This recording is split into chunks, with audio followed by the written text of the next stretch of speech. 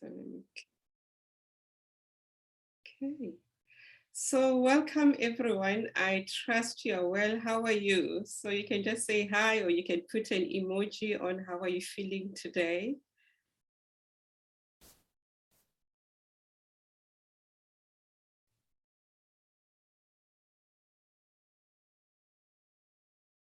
Are you okay?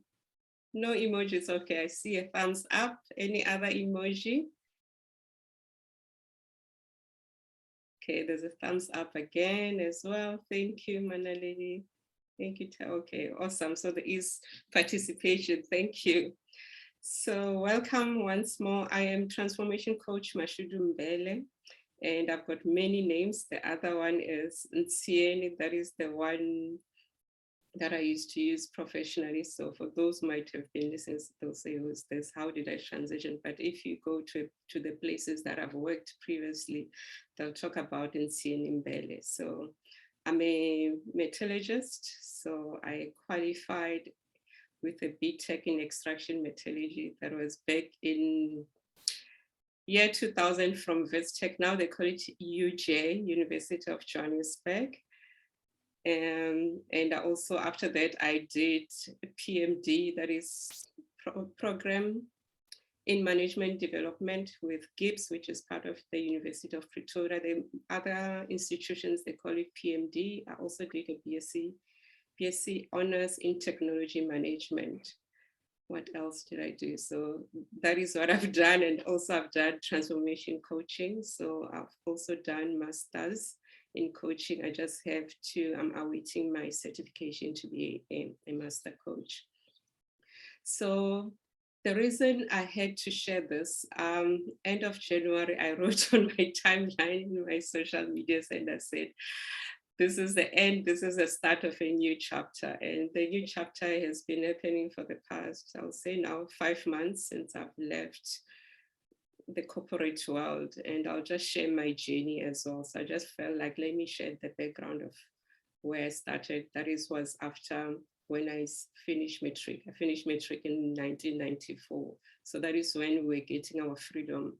That is when apartheid was ending as a country. So it was opening a lot of doors. So that is how also I went to metallurgy, even though I wanted to be a doctor. But I'm glad now, as much as I'm a coach, I can work with people. So my passion has always been working with people. I see you now, you're connected. Welcome. So I said, if there's any question that you have for me, type it in the comment section. If there's any question that you wanted to ask, so just type it in the comment section and I'll answer it. Yeah, okay. So just to start, how did the transition happen? So I'll say for me, the transition happened back in the year 2007. So I was 30. I was 30 then, so almost turning 31. So I was not in a good space.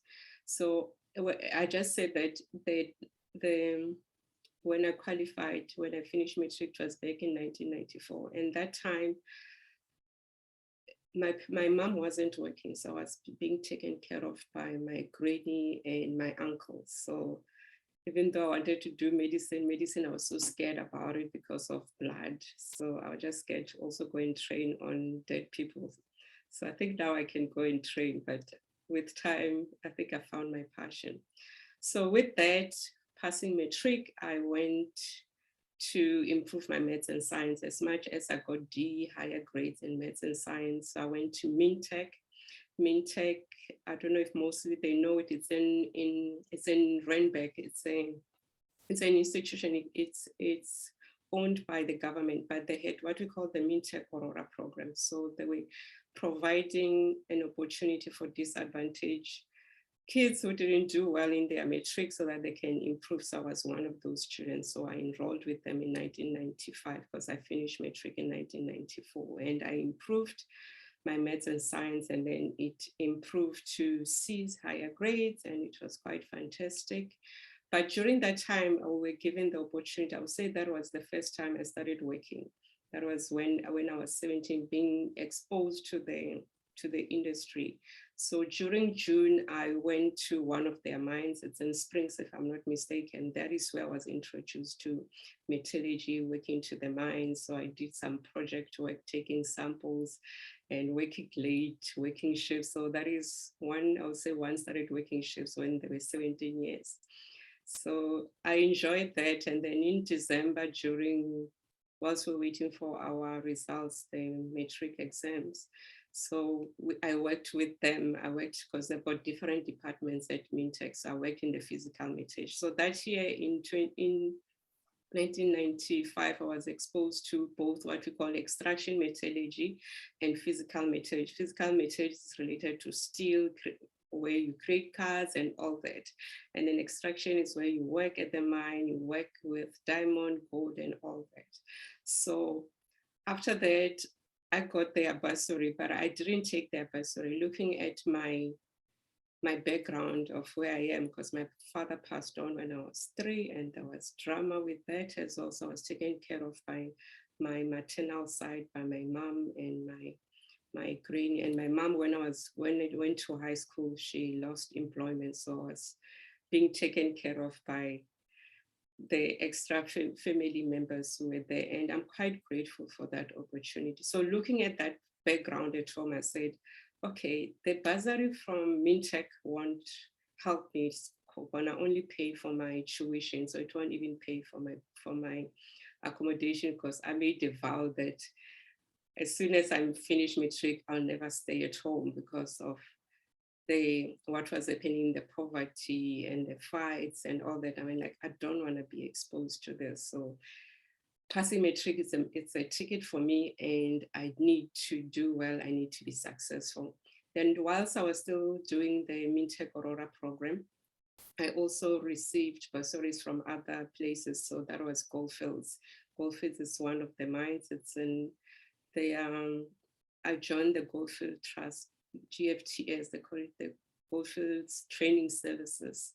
So I went there, they said, here's the bursary, but for you to be awarded the bursary, you need to work for 6 months so that we can see that this is a place that you can work. So I worked my butt off. Even there was drama, which I'll see if I can share it, if I can find time and share the drama of being an 18-year-old, being given a flat which is unfinished, having to work shift, see how you get to the mine and all that. But when I reflect, I'm so grateful for the support system that I received, even though no harm ever happened to me, even when I worked shifts, there was so support. So that is something when I reflect, when I hear stories of what happens to females in the mining industry and all that, I'll go like, wow. God has been so good to me. I've been protected. So I'm quite grateful for that. So I worked the 6 months, and then after that, they say, it's fine. We can see you are dedicated. I did well working shifts, and I went to do my BTech in extraction metallurgy. So I did that. And during that 3 years, because the first 3 years is a national diploma, I also did, for those, I'm not sure if there's someone who went to technical. So there's S1, S2, S3, S4, and then there's P1 and P2. And then my P1, I did it in Greenside Colliery. So that was in Mpumalanga. And then the P2, I did it in Louis Durant. So I've been around. The only place that I haven't worked in my life is the Eastern Cape and the Western Cape so far. So I've worked mostly in most of the provinces. So it has been a privilege to get exposure to that. So I finished metallurgy, and then I got retrenched when I finished my diploma. And then with that retrenchment, because the gold price was going down, was in 1999. And I just asked myself, what am I gonna do? So just excuse me, guys.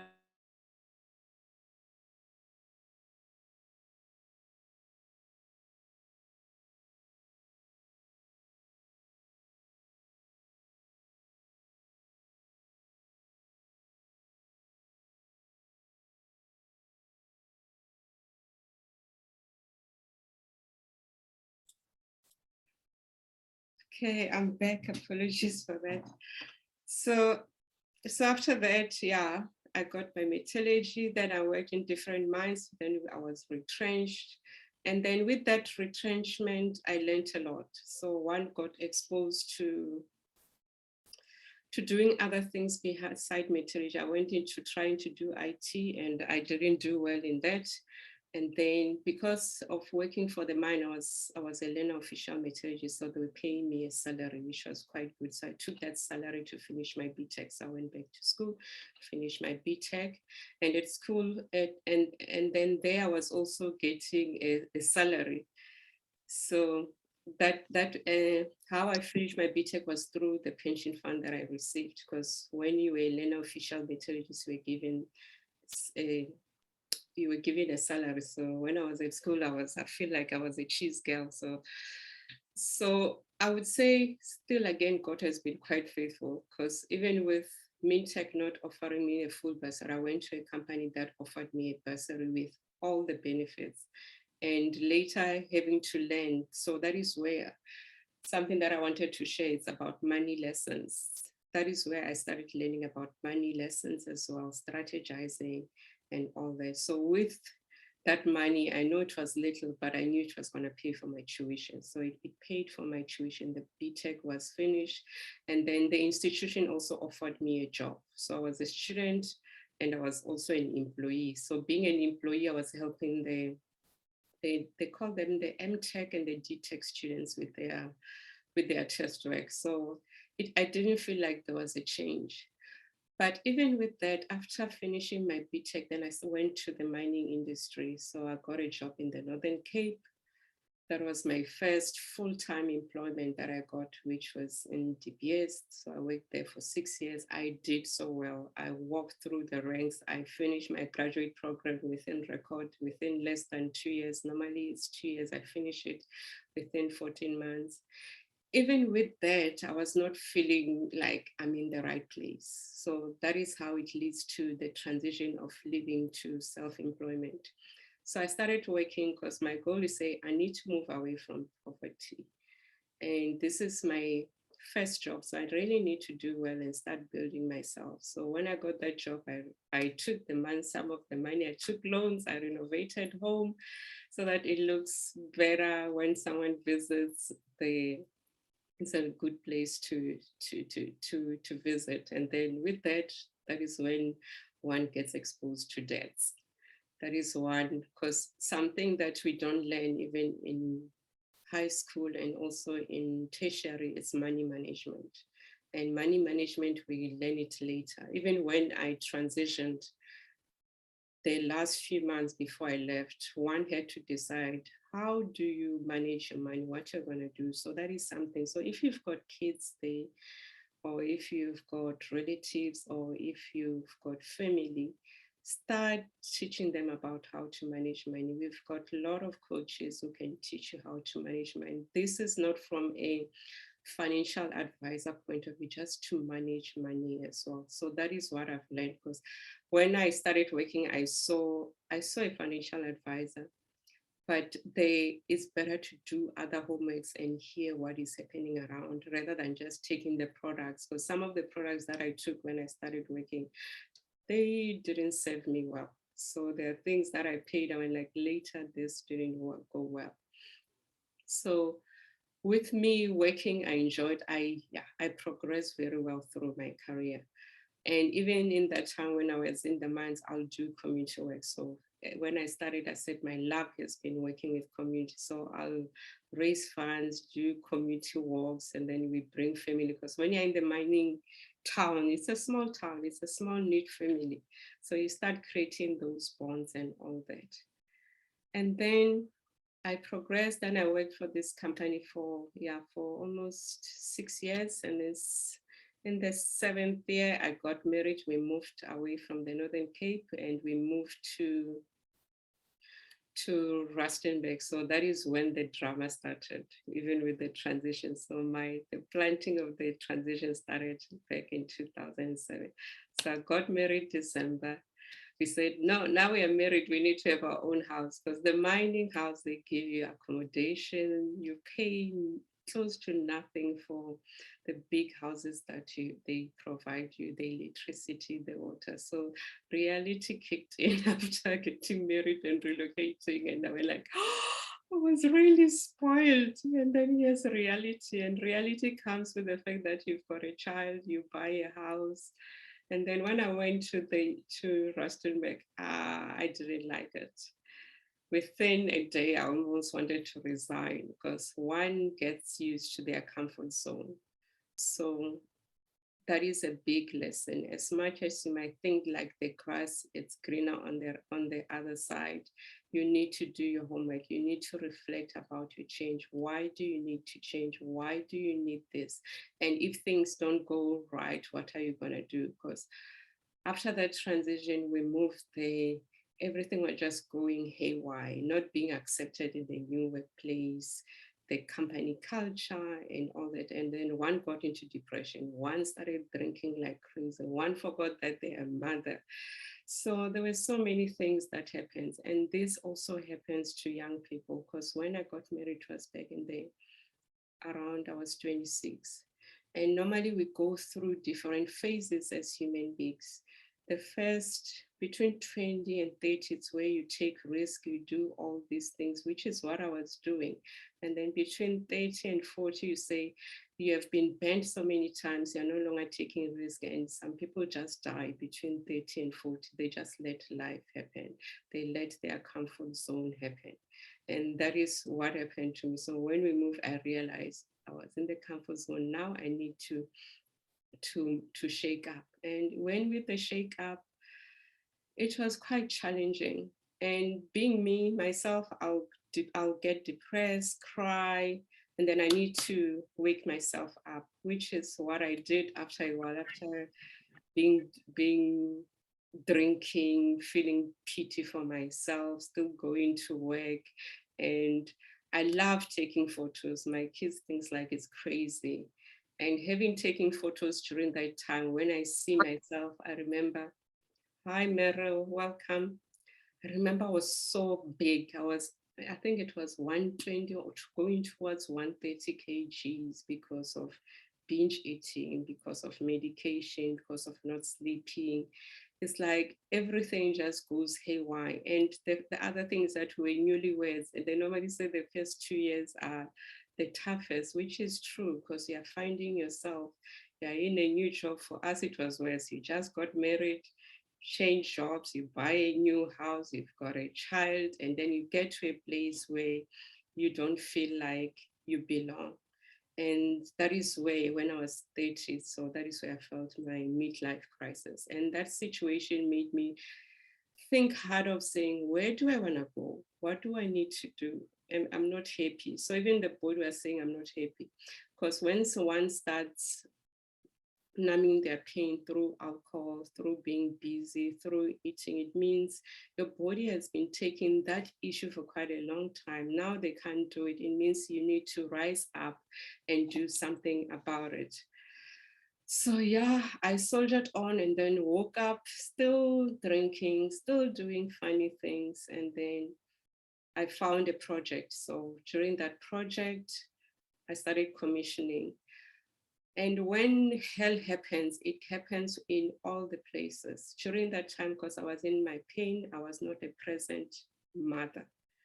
The kids, the nanny was abusing the kids, bringing her boyfriends to the house because I was working shifts. So I was like, I was in auto mode. And it was painful when I discovered what was happening. So what I would say with that experience is that one needs to ask for help. And some of the lessons that I'm going to share.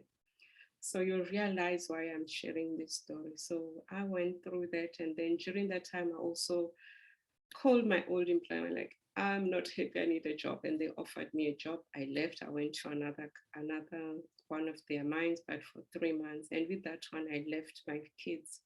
I left with them with my husband and the nanny. And yeah, so many things happened, which is so painful. One would say when they look at me, I'm too involved with my kids. I'm visible, something that I wasn't.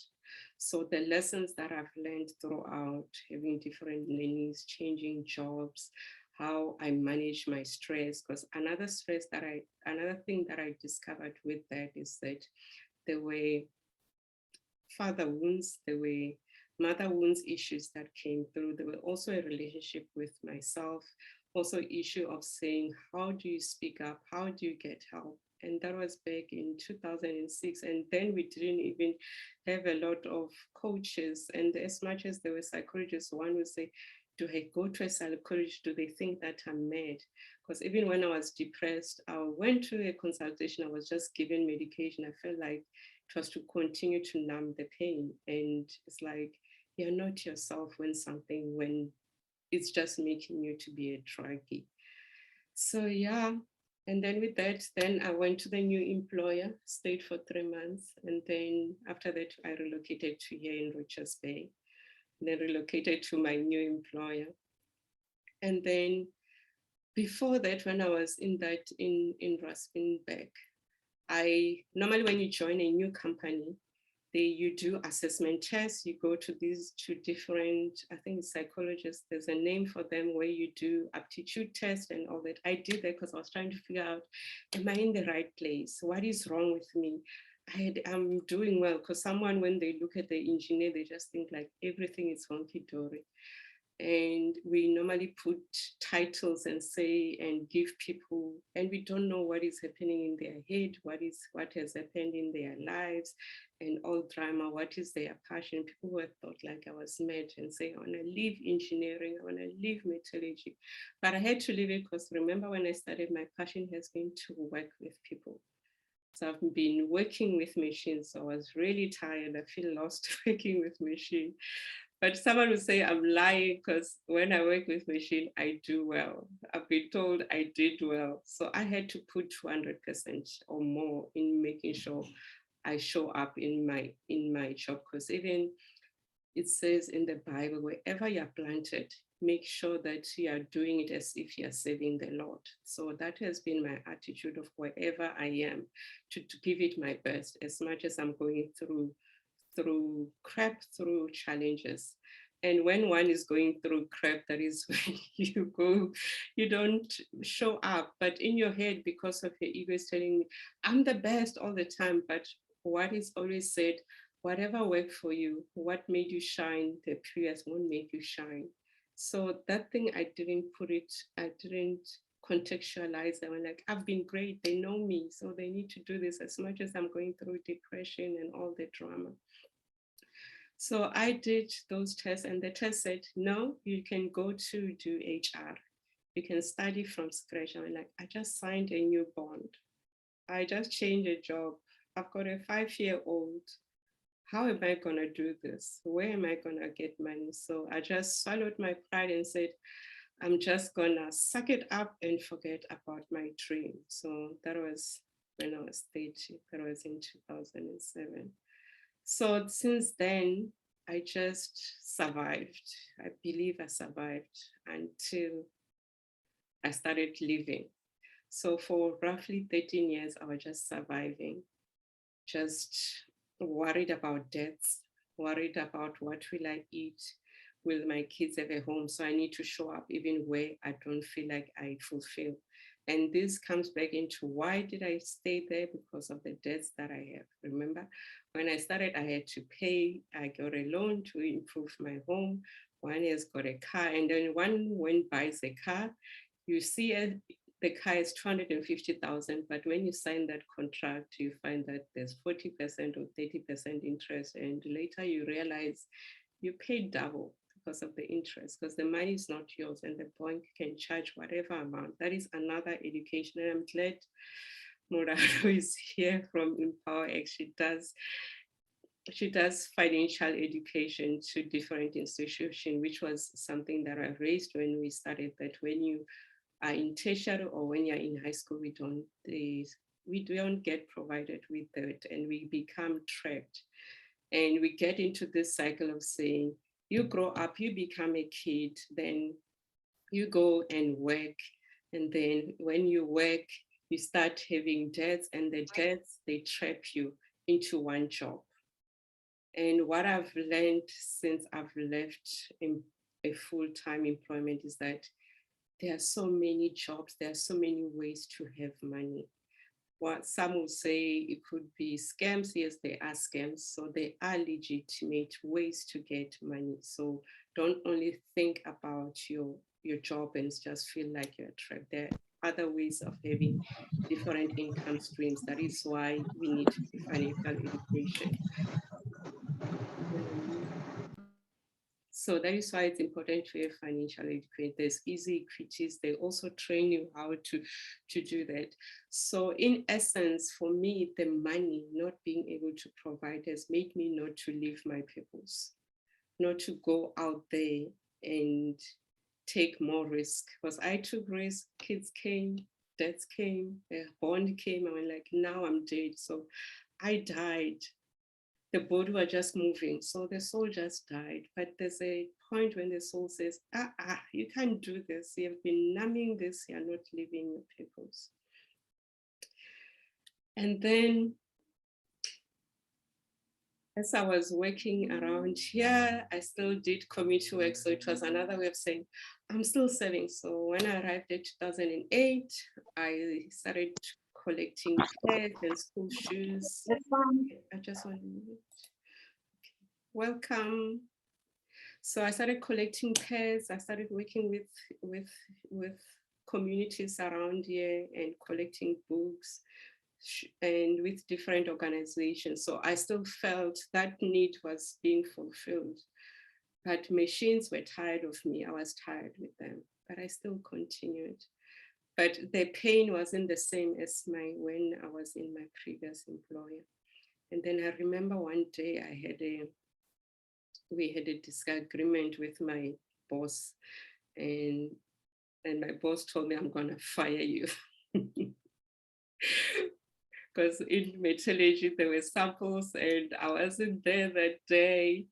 And then the plant wasn't performing well, analysis, and I was told, even if you're on leave, you need to make sure that the plant is running. But there were people who were acting. And I was so disheartened with it when I heard, and it was also written on the WhatsApp that I'll fire you. And like at times I said, if I was really horrible, one could have taken those matters further. But anyway, it was a lesson. So that made me realize that no, I need to have plan B. I need to have plan B. I can be fired anytime. The thing that I say I'm holding on, I can get a different person, a leader, because leaders change, who can just fire me anytime. So you need another income stream. So as I joined network marketing, as much as I'm an introvert and shy, and I started talking. So at times I say I wouldn't be sitting here and chatting about this if I didn't join network marketing. So in all the challenges that have been, there's always a positive, there's always a silver line. As I'm talking, just reflecting all the challenges that have been, how did they make you do things differently? Because I think if I wasn't told that day that I'll be fired, I wouldn't have gotten out of my comfort zone. Because so it made me realize the beliefs that I had of saying, no, I need to work, I need to do this and still take care of my family. But the thing that I'm holding on, I might lose it anytime because it's only one thing, and I'm also not living my purpose as much as I'm adding value. So I started joining network marketing. I did so well. I learned so much, met different people. So it exposed me to different people because I was normally I'm a loner. Even now I am, I've got a few friends. So being an introvert, I'm always in my head. I get energized by being by myself. So someone, if I'm with another introvert, they'll think like I'm an extrovert because we'll be just blending. So that helped. And then throughout, I started having contingency plans. And then from there, I also, yes, that was a good shake. No, you could be fired at any point. Yes, because even that day, I was like, oh my word. And having to read it all the time, I can fire you anytime. It was really painful. So with that, I started doing my networking. I did well connecting with different people. And then networking introduced me a lot to social media. And through social media, you could see that was Facebook, because I joined Facebook in 2009, but I wasn't that active. So I had to move away from being shy and be vocal out there. And with that, I came across one of the courses, which was being run by Utilise. She's an international coach, a money coach. And that is where in the course, it was a 40-day course of how to utilize your skills, your untapped skills, and make money and sell them. And that is where my coaching and my business enabler solutions, many people know about enabler. So that is where the business was birthed. So I believe if I didn't get that scare and had to be visible in social media and see this advert of saying, I'm running this course for 40 days, come and learn so that you can learn new things and untap. And in that 40 days, it was strict in terms of the diet, in terms of the daily you had to do something. So you had to change the way you eat. You had to tap to yourself, because you cannot do a change if you're still doing the same thing. So one had to get out of their comfort zone and eat healthy. And when you eat healthy, you become amazing. I was just chatting to another coach who's yes, and from July, there's a class that I'm gonna run on healthy eating and understanding the food that you eat and the effects that food does to you. So that is where my journey as well started, in terms of reading your labels. What can you do? What food can do? What meat does into your body? So with that course, one of the things was you had to be eating raw vegetables and fruits throughout for 40 days and lots of water. And I'm glad I did, because each day there was action to be done. And towards the end, we had to come up with we had to identify our skills. You had to write all the things that you're good at and then tap into that. And from there, you group them and say, now come up with a business plan. So we're given a template, we came up with a business plan. And when one is vibrating, so when you're eating raw vegetables and fruits, your mind is clear because there are less toxins, there's less fear in your body, because when you eat food like meat and all that, because depending on how the animal was slaughtered, it releases cortisol and all that, and cortisol is related to fear and doubt and other things. So in these 40 days, once we were connected to ourselves, to our higher self, and to our spirit. And that is where the business plan came, the enabler solutions. And after that, we were tasked to action all those. So I still believe everything that has happened to me, it has been happening for the good at times, but when it was happening, I felt like God hated me. I felt like no one loved me.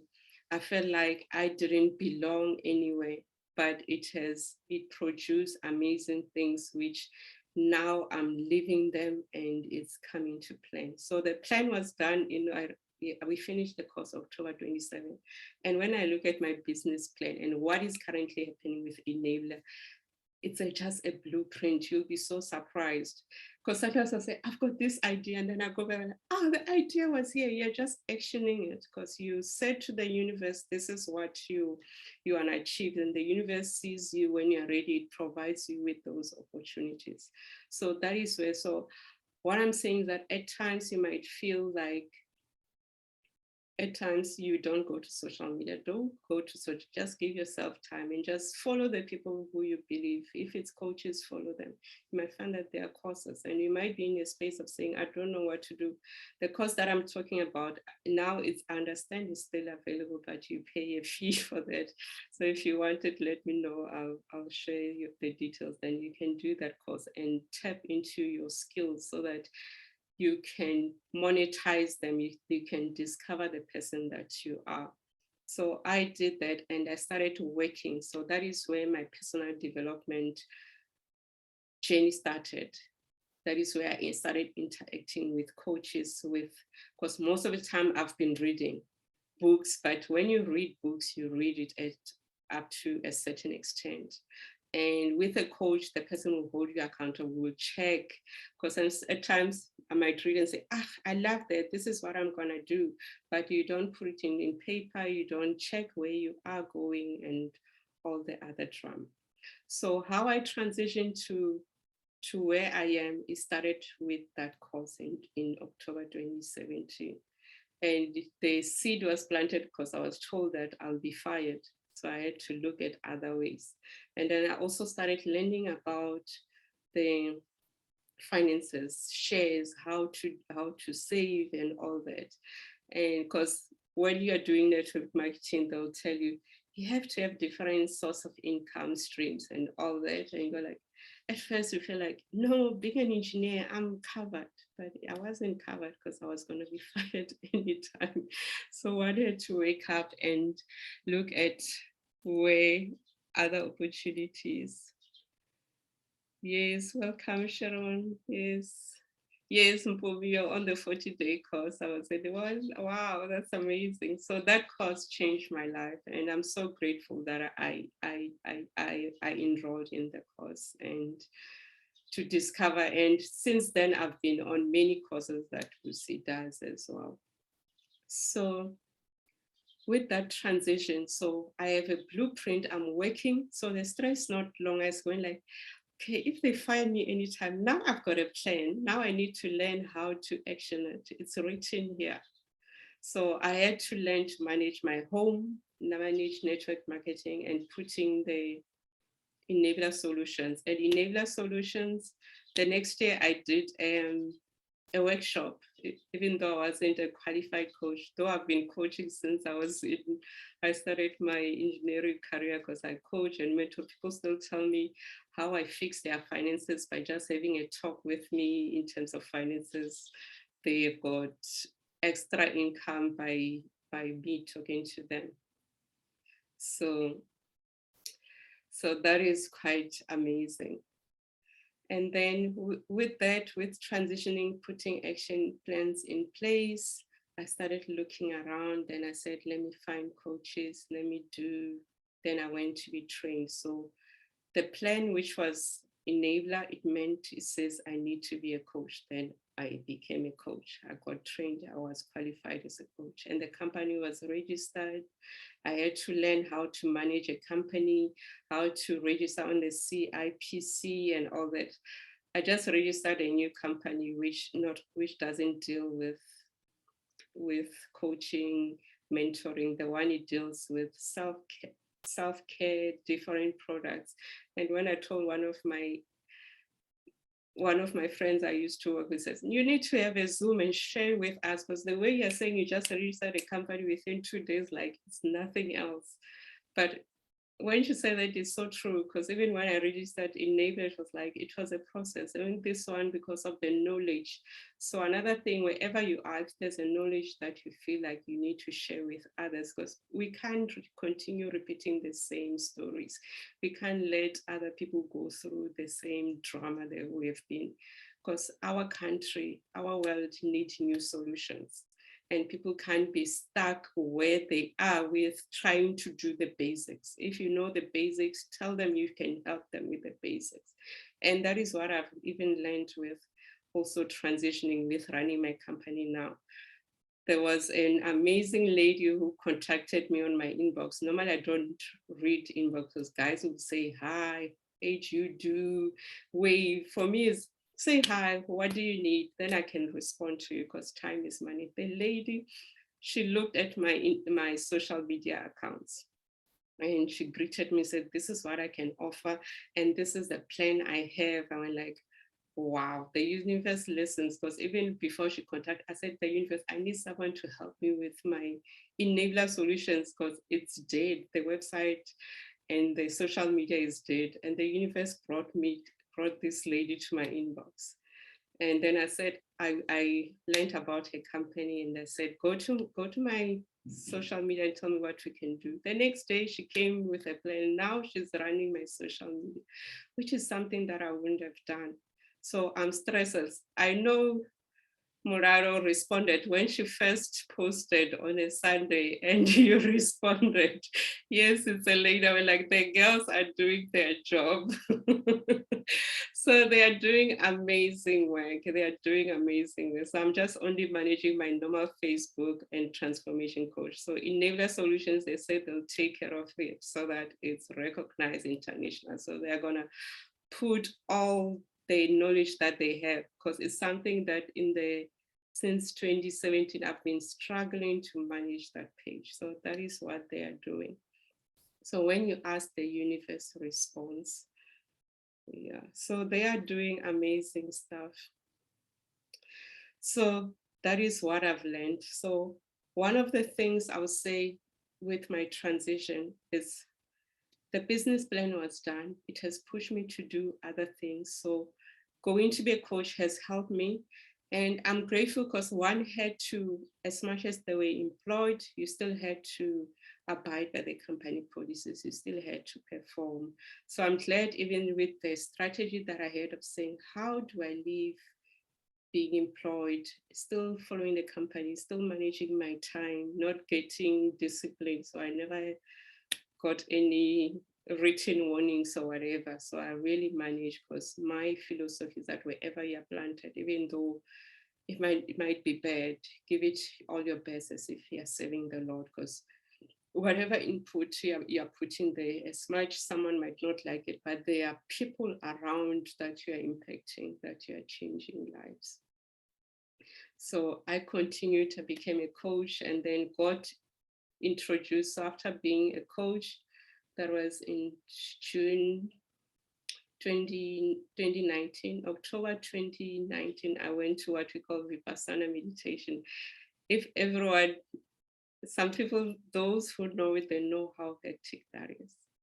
So I'm also grateful to attending that. So that is where also I'll say I grew spiritually. I grew to really connect with my higher self and to even hear what God. You have seen, even when I speak, or if I do meditation, or even when I write, I speak about connecting to your higher self and to God, because your answers are there, are within. And when you meditate, that is when you can connect with your higher self. Most people will say, I pray to God. God doesn't answer me. God answers daily. You do get answers daily. It's just that we've been told just to ask. You finish praying, say, no, I've already mentioned to God. It's like you're saying here, like this employee will say, we say, boss, no, I've done this and this and this because I told John this and this, and then you don't go and follow up. So we need to follow up. How do you follow up? Because it shows that you're part of the team. You're not just saying, it's normally saying putting back the monkey to where it belongs, but that is where you need to do it as a leader, because you might find an employee who say, you told them to do this, and then they say, no, John didn't want, and then they come and bring back the monkey into your shoulders. You need to put it back to them and say, no, go and follow up. I can't take your monkey because that is your responsibility. Just tell me where you need help, which doesn't need much of my involvement. So God, following up, it means you need to meditate. So you would have asked God, say, this is what I need. So you become still, you meditate, you learn to make your ego shh, as much as it will be those thoughts, but you'll be able to discern between the ego and your higher self and God speak. So that is where I learned. And that is something that many people, they need to learn. Because some people will say, and we have been taught not to trust our intuition. So someone will say, God hasn't answered me in the past 10 years. I've fasted, I've done an all-night prayer. The question is, did you sit down and hear that voice, that answer? So if you're not doing that, do that, start doing that. So pray, put an extra 5 to 10 minutes and be in a meditative state. Sit down and hear your higher self and God speaking to you, getting your answers. And if the answers are not clear, again, the next day you pray again. You say, you ask, you pray and say, God, I didn't hear very well that answer, please clarify it. And then you might find that the whole 5 days you're busy getting a detailed. So Kifile says, yes, that is where I wanted to come to. So yes, your spirituality is your foundation. So for me, my spirituality has been a foundation in everything so far. That is something that I learned the hard way. That is something I learned in my 30s.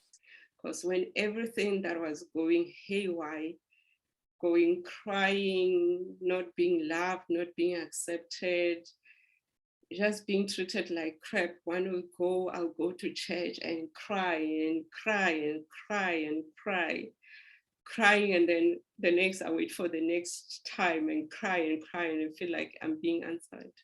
Until when I learned that I wasn't doing it properly.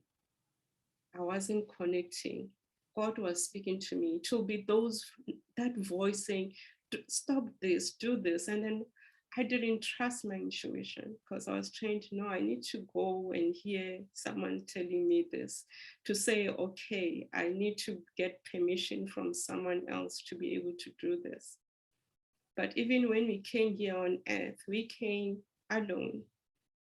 And when you are still breathing, even when you breathe, no one gave you permission, not human being, but God, your creator, gave you that permission to be alive. And then what we do at the end of the day, we say, we wait for a human being to say, no, they need to okay this.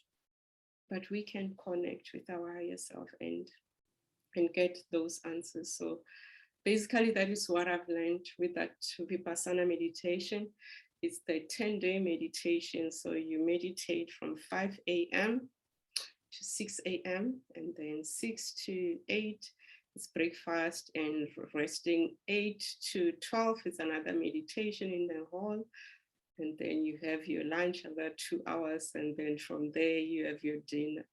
And there as well, in that 10 days, you don't speak to anyone because you need to speak with yourself and you cannot even make eye contact. I don't know if anyone, I spoke to one friend of mine who went 2 weeks ago. She said, why did you tell me the detail? I really hate you. By day 4, I was cursing your name like nobody's business. I mean, like, if I told you, you wouldn't have gone, but I knew it was going to change you. And she says, it has done a 360-degree change because now you learn to hear yourself. Because even with your body is always speaking to you. One, when we talk about food as well, we say, I love this food, but your body will tell you when it's ejecting it. Say, no, this is not for me. Whatever might work for me might not work for the other person. So that is why you need to read labels. You need to hear yourself. You need to monitor how. So we need to stop being busy, doing everything and stop and not doing us.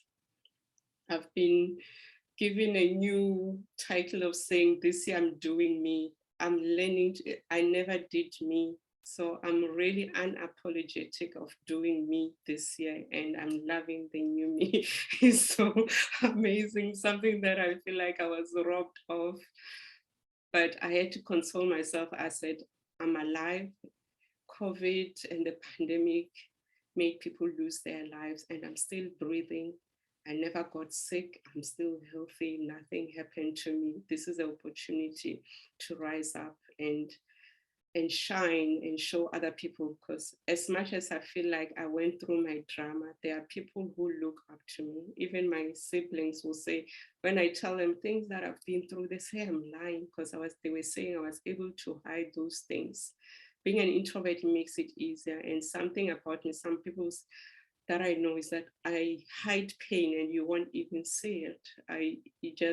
But now I've learned to release through my spiritual growth, through getting coaches, through doing other stuff and exercising. Because exercising is quite good for you. You need at least 20 minutes so that you are active, and also you need the sun, at least 20 minutes to balance your endocrine system, so that you don't depend on medication. So you need to use nature to make yourself healthy, and it's readily available. We've been told, don't sit in the sun, it's not good for you. So that we are more sick, you need the sun, but early in the morning before it has got high UV lights, but you do need it. You have seen people who are sick the moment they take them outside the ward and they get much better. So you need daily sun daily.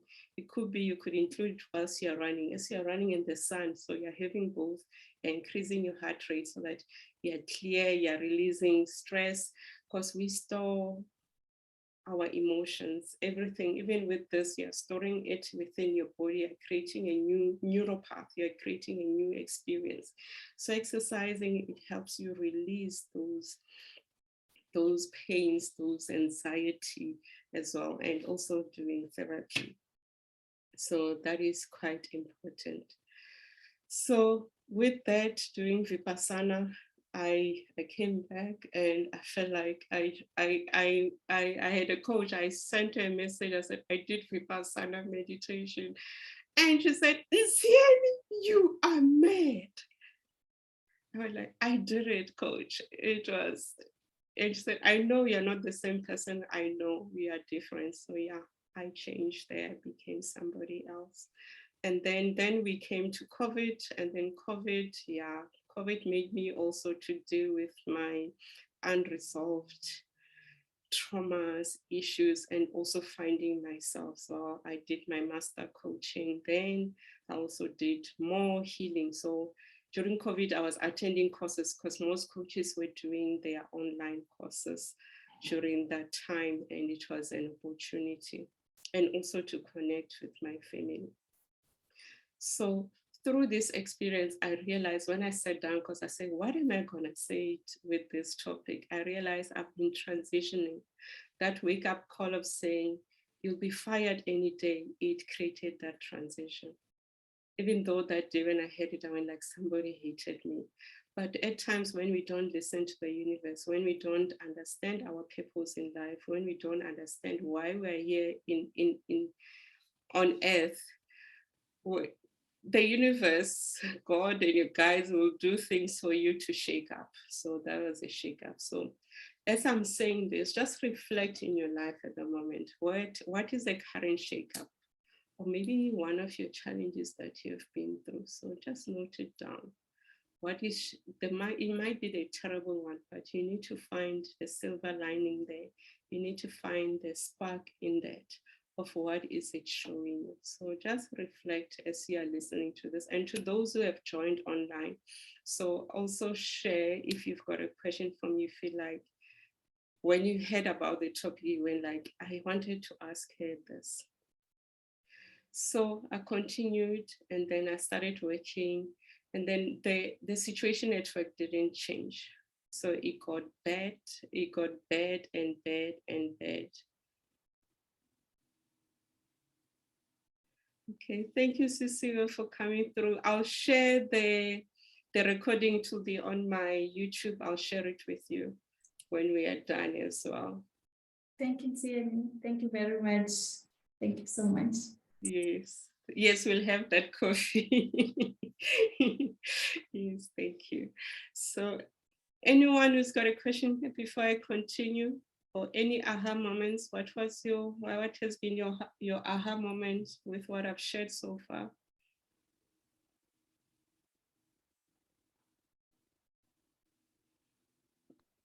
It's me. Hello, everyone.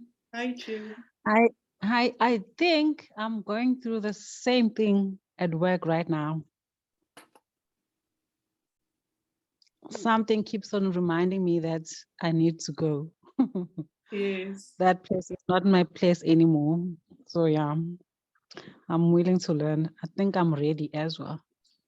That's great. So, yeah, thank you. We are here for you. You need to raise your hand and shout and help. What is so beautiful about now with social media and everything, help is readily available anywhere in the world. And we've got coaches for everything. Like even myself, I shared about Enabler Solution being managed by this lovely company. They call themselves first class virtual assistants. It's so amazing. And now even with me, with my transition, I'm tapping into different things. And one of my coaches is here. She's my business coach, Priscilla, so she's here, welcome. So as much as I'm a coach, I've learned Hi, Puseletso. Good evening, everybody. Good evening. Good evening, Mashude. I wanted to see you in action, so please ignore me. I'm behind the scene today. Thank you. Thank you. So with that, one realizes you need to ask for help. So that is one of the things that I was asking myself with what have been the lessons. It's to ask for help. I've been jack of all trades all my life. I've been a superwoman, which when you're a superwoman, that is when you start numbing your pain. You go to alcohol, you become too busy, become unavailable. I remember even that affected my relationship with my kids, being unavailable, numbing your pain. So it's to ask for help, it's to find people who can help you. And with my transition, I would say the transition, I didn't just do it by myself. As much as I was connecting with my higher self and God, I had to ask people who have done it before. I had to ask people to coach me what to do. And throughout, I've been having different coaches. Even Puseletso, I asked her, how does one transition? And then she'll share her story. I also found another coach that says, one of them, it's Bonnie Research, she said, make sure you've got a plan, make sure you have got, as much as you'll be a coach, you've got other things outside coaching that will sustain you, because there are times when coaching, you're dealing with a lot of people's issues and you absorb them, because mostly coaches are empaths. You absorb them and you need to have a time out. And when you feel like you don't want to coach, you need to have other ways of having income streams. Have courses, create products, like maybe do an affiliation with another company where you advertise their things and you still, so you can also do network marketing, and that network marketing could be one product that you also incorporate into your coaching, because you might find that you're dealing with a client, they've got issues with their image, how they look, their body, you'll help them through their mind. And then you can see that maybe there's a product that will help them and you will be teaching them. So you could do that. So that is why I said we've been programmed that job is the only way to make income. There are so many. Daily, God plants us with so many ideas daily, and we flash them through what we call our root chakra, because we've got different energy bodies. Daily that thought comes through and you say, nay, I'm so scared. When you're feeling scared, find a coach who helps with that. Find a business coach. Find an image coach. If you've got this desire to be a public speaker and you have never spoken before, find a voice coach. Find there's a coach for everything. There's a professional who can help you with that. So the time of flushing our ideas down our system daily needs to end. So that is what I've learned. I also had a discussion with one of my friends. They said coaches, they don't do well. They are poor. We are not poor. No one is poor. It doesn't matter whether you're a coach or anyone. We are planted with ideas. We just need to move our way of saying, my profession defines me. And we also need to diversify. Even when we go to school, we do 8 subjects so that you get that qualification. So you need money, you need to grow. So you need to look and diversify and just not look at one thing. So we need to deprogram what we have been taught. So my transition has been the catalyst has been through my spiritual journey, through asking for help, through asking coaches to help me, to guide me, and also doing the work. I know there are people who say, no, I hired a coach and you expect the coach to do the work. The coach can't do the work for you. You need to do it. They'll tell you, go and do this. But if you don't do the work, you cannot blame them. They're just a catalyst for you. They're helping you to tap, because at times when you're doing things by yourself, you get sidelined, because when you do something, it's not only about family. It's not only that you'll be doing that goal. There are other competing things that are happening within you in life. So it's important that you manage this. So think your life, as there's also what we call the wheel of life that we look into, and you need to balance that. So as much as you're doing the work, find those. So my transition has been helped by doing the work, by even when I have a session doing my homework, kicking and screaming. If I didn't do it, I know I'm gonna waste my time because you invest. So mostly, so I'm talking this one from a female perspective. So there might be guys listening to this. Mostly, females, when they are married, we forget ourselves, which is something that also I did. I forgot myself in that 30 to 40 years because I was tired of being let down. I was tired of risk and everything. So we forget ourselves. So you need to remind yourself who you are daily because your kids are watching. If you don't change, if it doesn't start with you, if you don't change with you, it's gonna repeat the cycle. And you'll be saying, my kids are unsuccessful.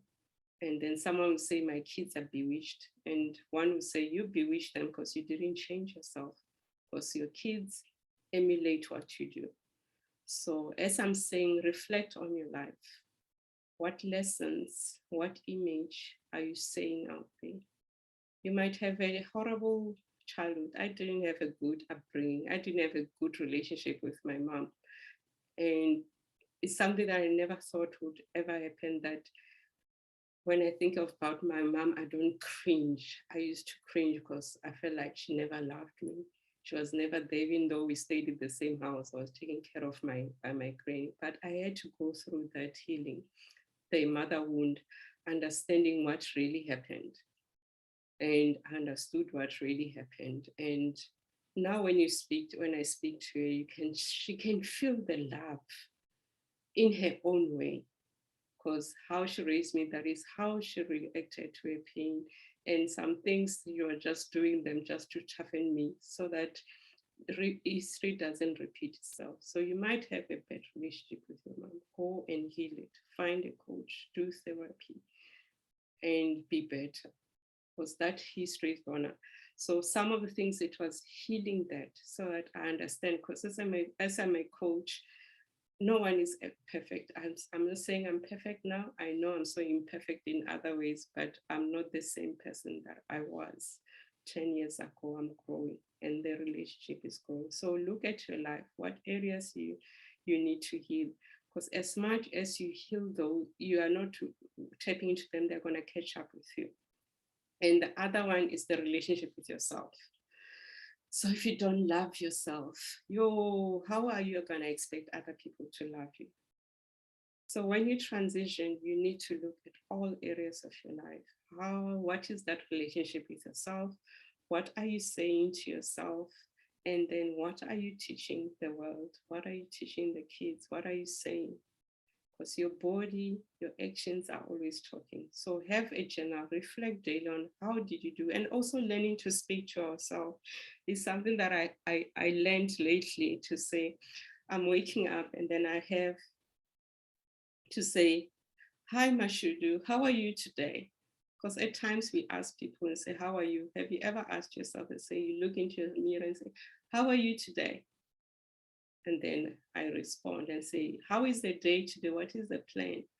And then are you ready to action those? And then I'll say, some I am, some I'm not. And then the other one, I'll be saying, I need help with this, but I just feel tired. And then I say, what has helped me in the past to overcome this? So you need to have that dialogue with yourself, because we are 100% permanent in our body.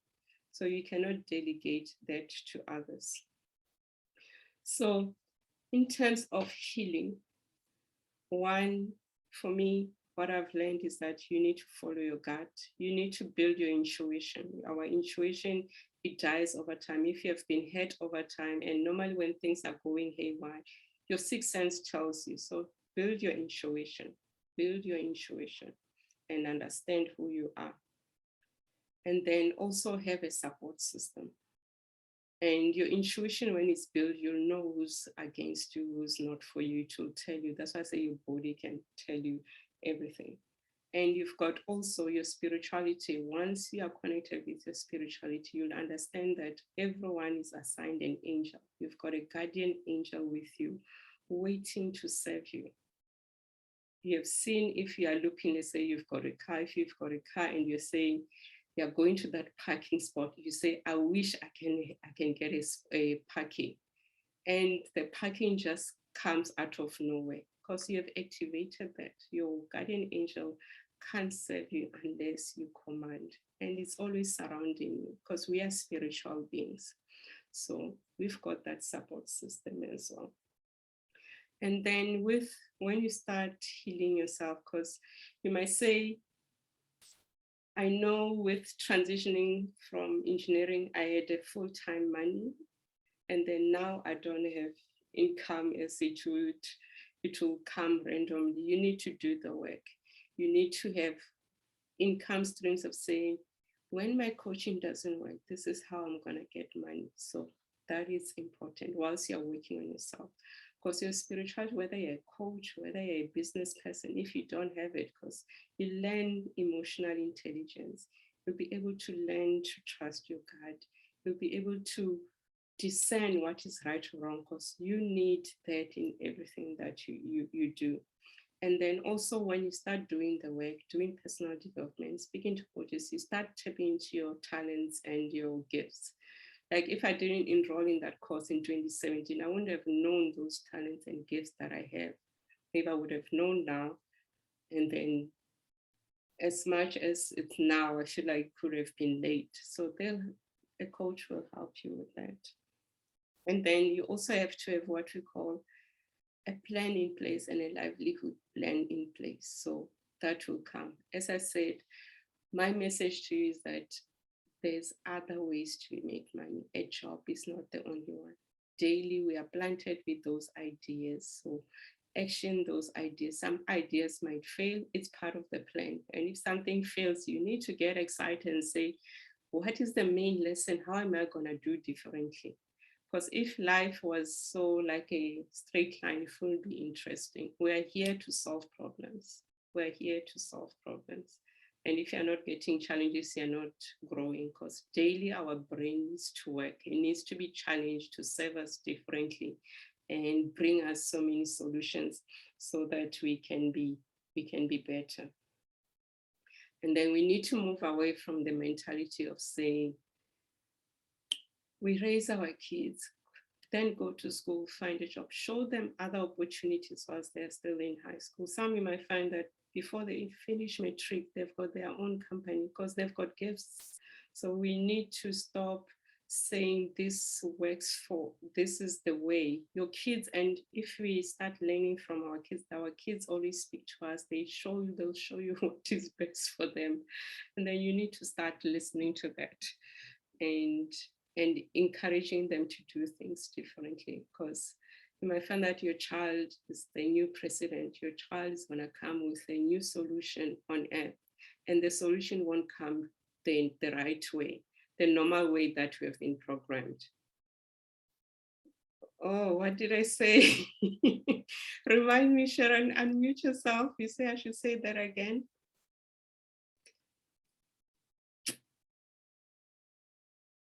You can unmute yourself. Okay, maybe I can just remember. So I'm just saying we need to move away of saying, we've been taught to say, go to school, find a job. Hi, Shudu. Sorry, you got me when I was texting. Yes, I want you to emphasize this part of making sure that we educate and socialize our children differently. This whole ideology of still expecting them to go get degrees and look for jobs. It is this generation, us, that is in essence really killing our children. The mere fact that in our time, that was the route to potential success. It is not the case anymore for our children. And it really is surprising when in this day and age, you talk to a parent who still believes that after a degree of some sort, their child is guaranteed a job. That could be the fact, which is fine. But why do we limit our children? When are we going to teach them to be the next Makulubas? Right? So I just want you to emphasize this as much as possible.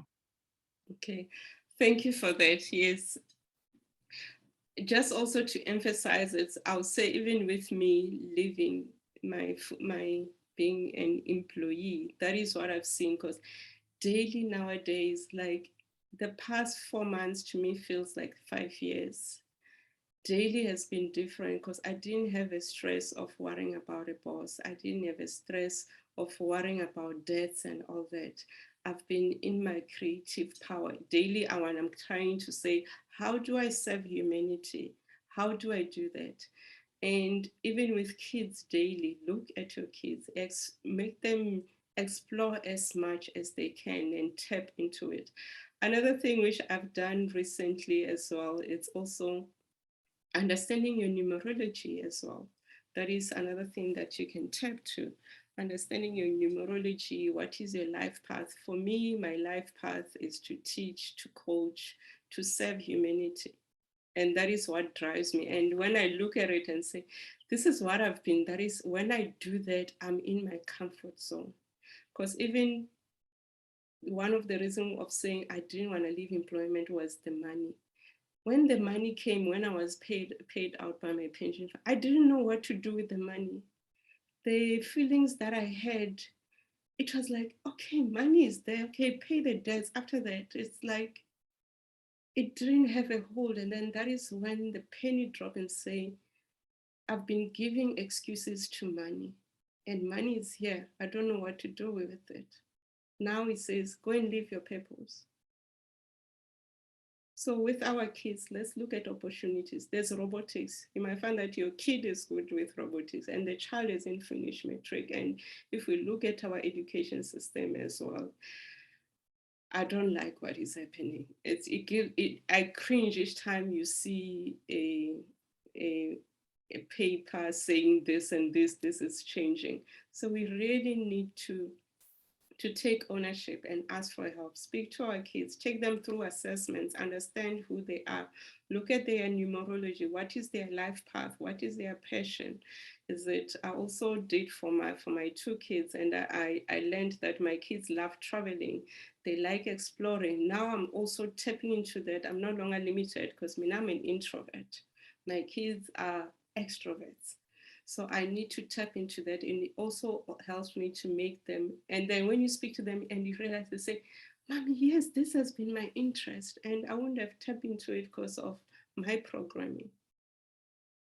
So move away from that. Look into your kids, help them so that they don't repeat the same cycle that we've been through. And you might find that some kids, I also saw some of my friends, their kids have produced, they're selling facial products. They are amazing products. That girl created a product that helps other teens to look amazing. And this child, she's still in high school and she's doing so amazing.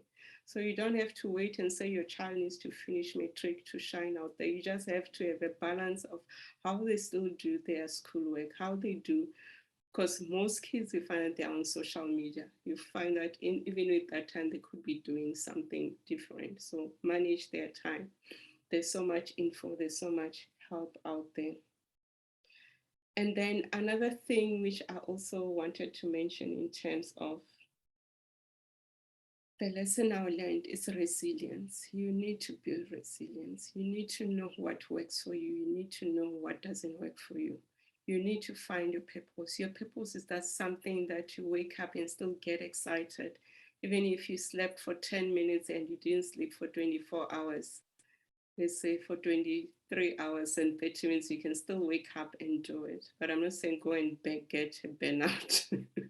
But it's that thing, that is that thing that you need to explore.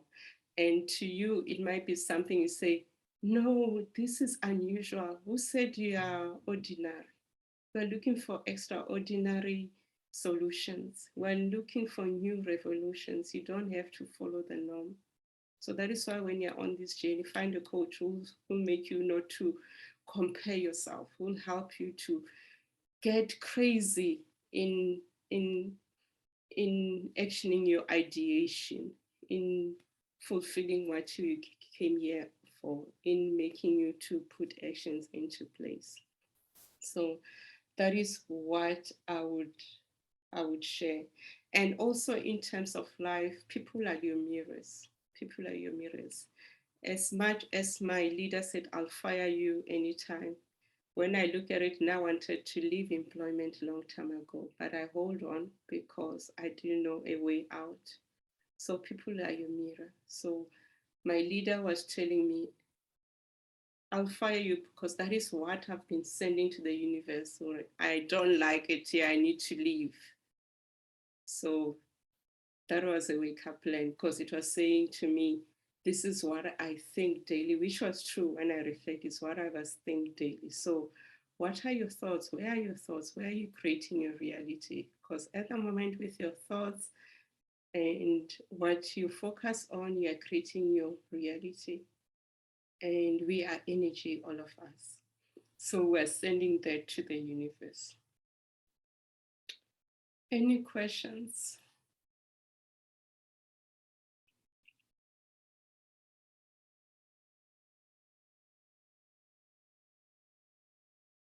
Me. Yes. Hey, fellow introvert. Hello. It's been beautiful watching you and listening to you. Just the ease with which you speak and so vulnerable. It's really moving, it's just stunning to watch. So I've had a similar experience that somebody dropped into my messages. Is it Messenger, the Facebook one? I never also check it. And I checked it last week, and somebody made a comment about my social media, and she was just concerned about engagement and what. She's also a healer.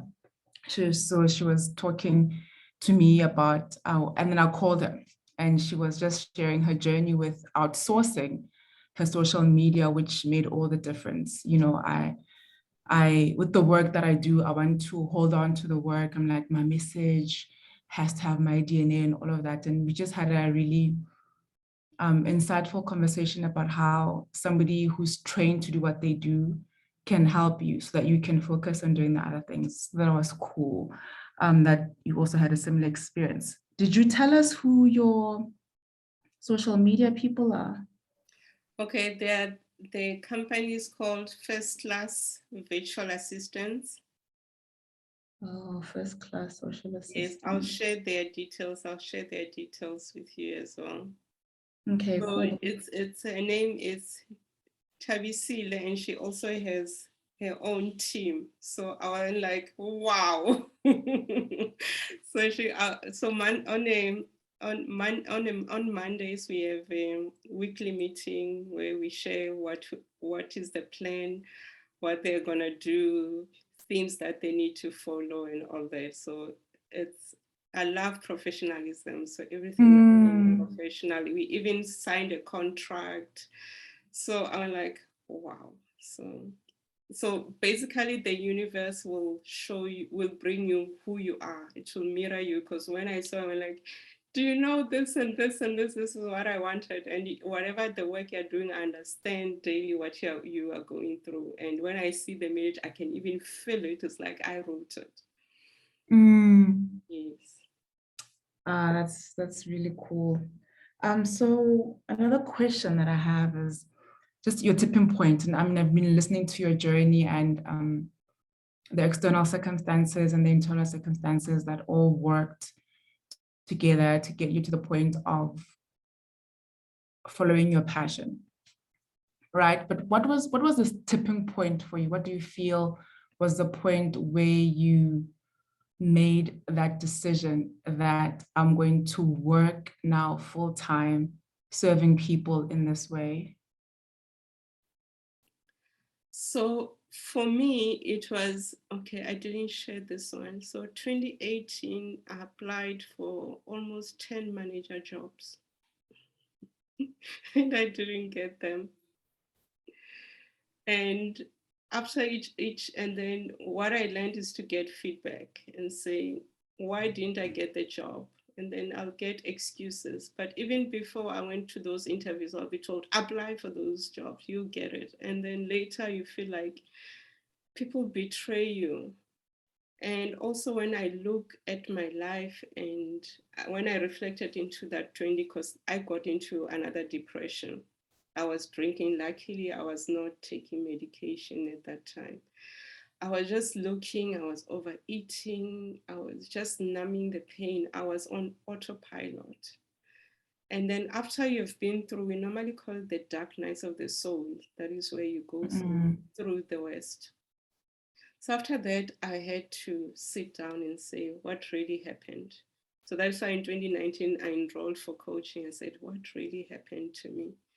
And then I had to sit down and say, I'm part of the problem. I've been telling the universe since I was 30 that I don't, because I was 40 then, that I don't want to be working be a full-time employee because I feel like I don't belong. And mostly of my life, I haven't belonged in many places. I felt like I'm lost. I felt like even I'll go to a place, I feel like my body will not fit in. And most of the places are forced to fit in.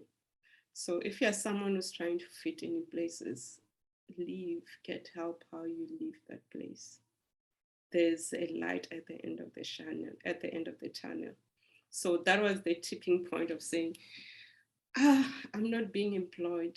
They say I'm a good employee. They say I do this, and you see people who just create a mess into the system, create disruptions. They are being promoted. And then also understanding that one has a calling. The calling is your spiritual side, is to help people, is to heal people, because I'm also an energy healer. And do this and say, as much as you love this, it means when now your life purpose is not here. So that is why I had to have plans in place, because I was just scared to just resign. I know that people will just resign, but I was just so scared because I didn't want my kids to go through the poverty I went through. I didn't want them to go through the drama that I've went through. That's why I had to start actioning my action plan. And then when I started doing that, I started looking at my health, because one of the things was exercising. If most people who have been with me on Facebook, they'll see 2018, I started exercising. I started eating healthy. I started making shakes and all that. And I learned through that. Yes, Murari said she's just people who just resign. Yes, Murari, it depends. For me, it was like I had so many responsibilities. I was so scared. But I know that people also got so many responsibilities, but they just do it. They just had it. Even daily, you wake up, you cringe, even your kids. Since the last month in January, I've never seen my kids so happy. Saying, Mommy, when is the last day? They'll do the countdown for me. And also during the last month, it was very hard. On the 3rd of January, now I resigned from the company with my mind last year, August. So August to December, it was practicing this journey of saying I'm leaving them. And then I remember even in December, I worked to the last day. I produced reports. That's why when I gave everyone the resignation on the 3rd of January, one of the leaders said, I didn't see this one coming. Because I still remained professional despite the challenges that I was having at work, not being recognized, being ill-treated and all that. I still, and then January, after resigning, I felt this deep relief that I've never had. This longing I've been looking for the past 14 years. And the last 3 weeks of being there, people will come and say, no, shouldn't resign. This is what we're going to do for you, which is normal. When you leave people, they start promising you heaven and earth. And my body was aching, which says my body now, because our body reacts, takes all this. It was reacting to this new change. So my body was connecting with this decision that I've done. I was in so much pain daily, just releasing. And then within February, the first 2 weeks, I lost almost 6 kgs, eating normally, not being on a diet, which means I was holding on to that sadness. So I held on to that sadness just to get money and just have a place to belong. So for me, it was a relief. So one thing that I did in February was going to go on a retreat. So the second week of February, I went on a retreat to Ethiopia. It was a silent retreat just to be by myself, no phone. My family, my cell phones were turned off. So I even told them if they really need me, they can phone the reception if anyone died. But if anyone was sick, I know they'll be taken care of. So that also helped with the transition, sitting there crying, forgiving myself. How did I abuse myself? Because in everything, I can't blame everyone, because I created what happened to me with my thoughts. I created the drama.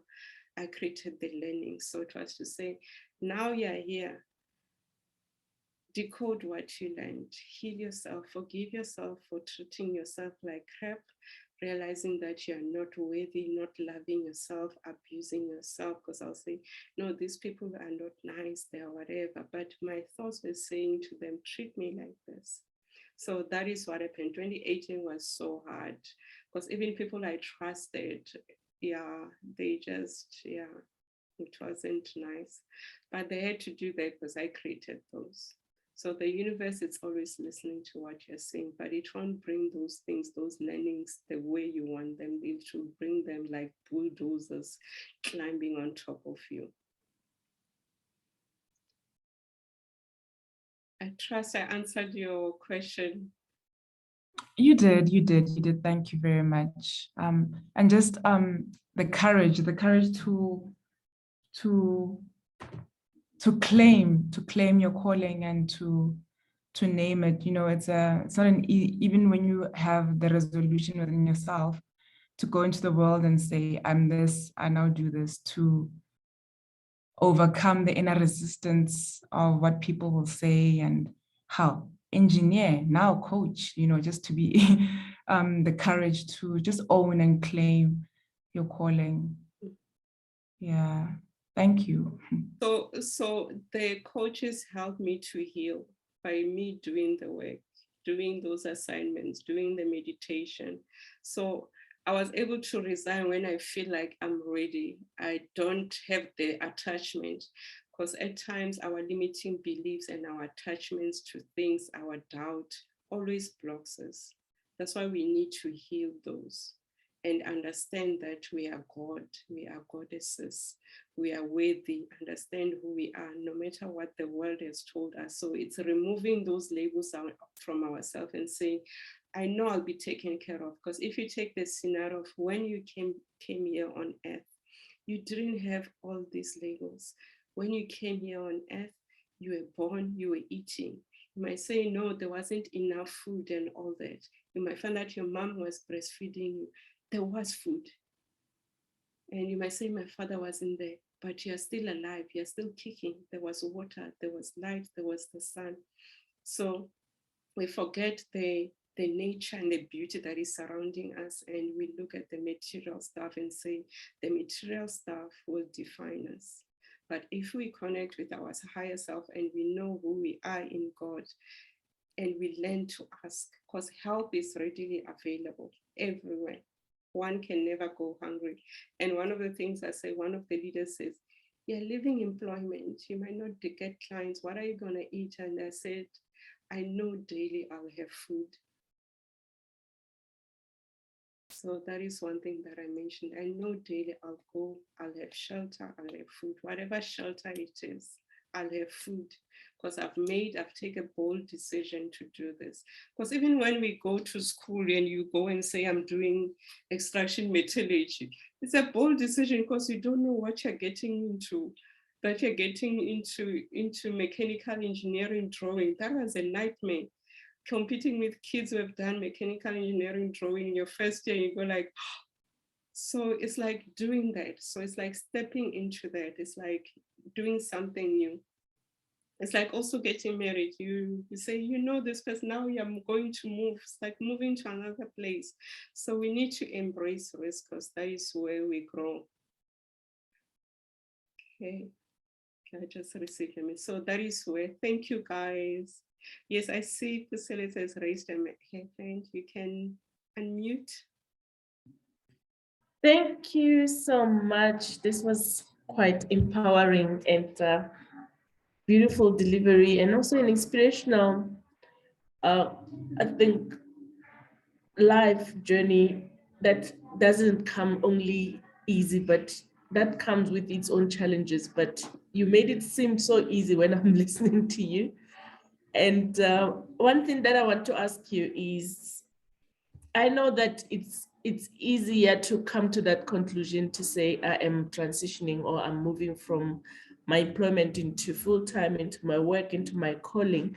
How did you get to be in one agreement with your partner? You might have maybe shared about it earlier before I joined, but maybe you can help me. How did you get your partner to be one with you, supporting and also understanding the journey that you are embarking on? Thank you. Thank you for your question. It wasn't easy. Okay, it wasn't easy. I didn't share that. Thank you for asking. It wasn't easy because with my partner, we're working for the same organization, and the organization that we were working for, twice every year, you find that there are community disruptions and they will close the company and your leave will be taken, and there's a risk that the company will close. And we're always faced with this since I came even back in 2008 and feel like this doesn't make sense.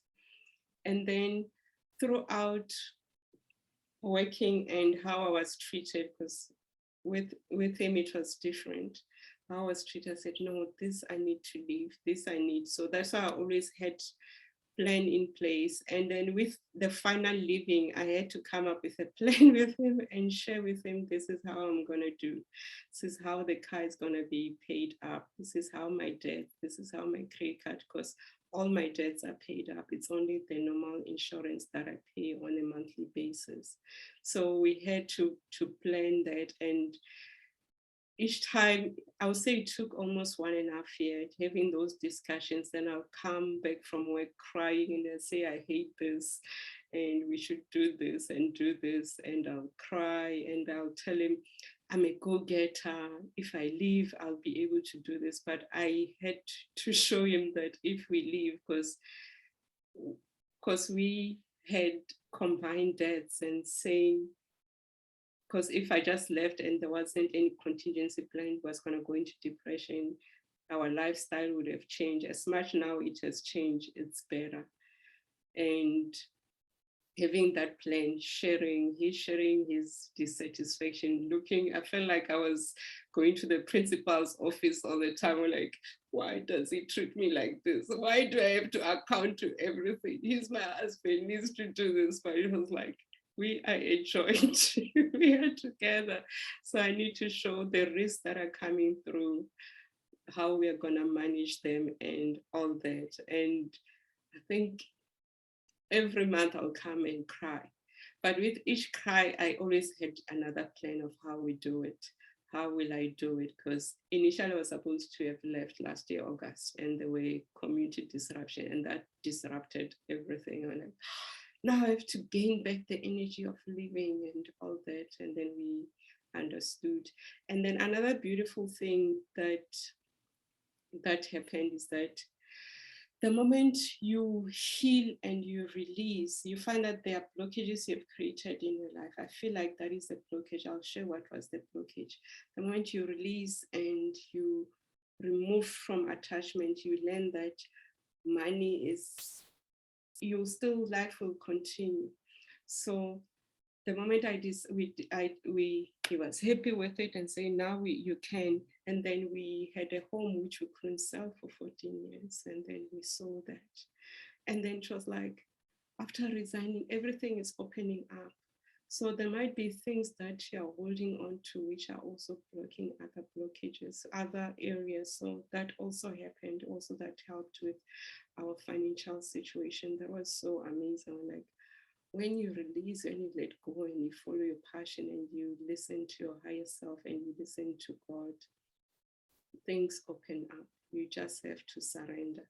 Because for me, I'll say throughout this journey, I had to learn and develop my spiritual side, as much as it's not where I intended to be, to grow it daily, to believe that the universe, because we speak about the law of attraction, we go and preach to people and say, no, say to the universe, this will happen, but your mind and your thoughts and you doing the work daily and looking at yourself and reminding yourself and just being accountable. So that also helped. And then I remember in November, it says, bring a list of all your debts. Let's see. I'm like, why am I so interrogated? We have agreed we're going. But when I reflect, I'm like, that had to happen to show me that even if I leave, I cannot be comfortable wherever, even with the transition. I shouldn't be comfortable.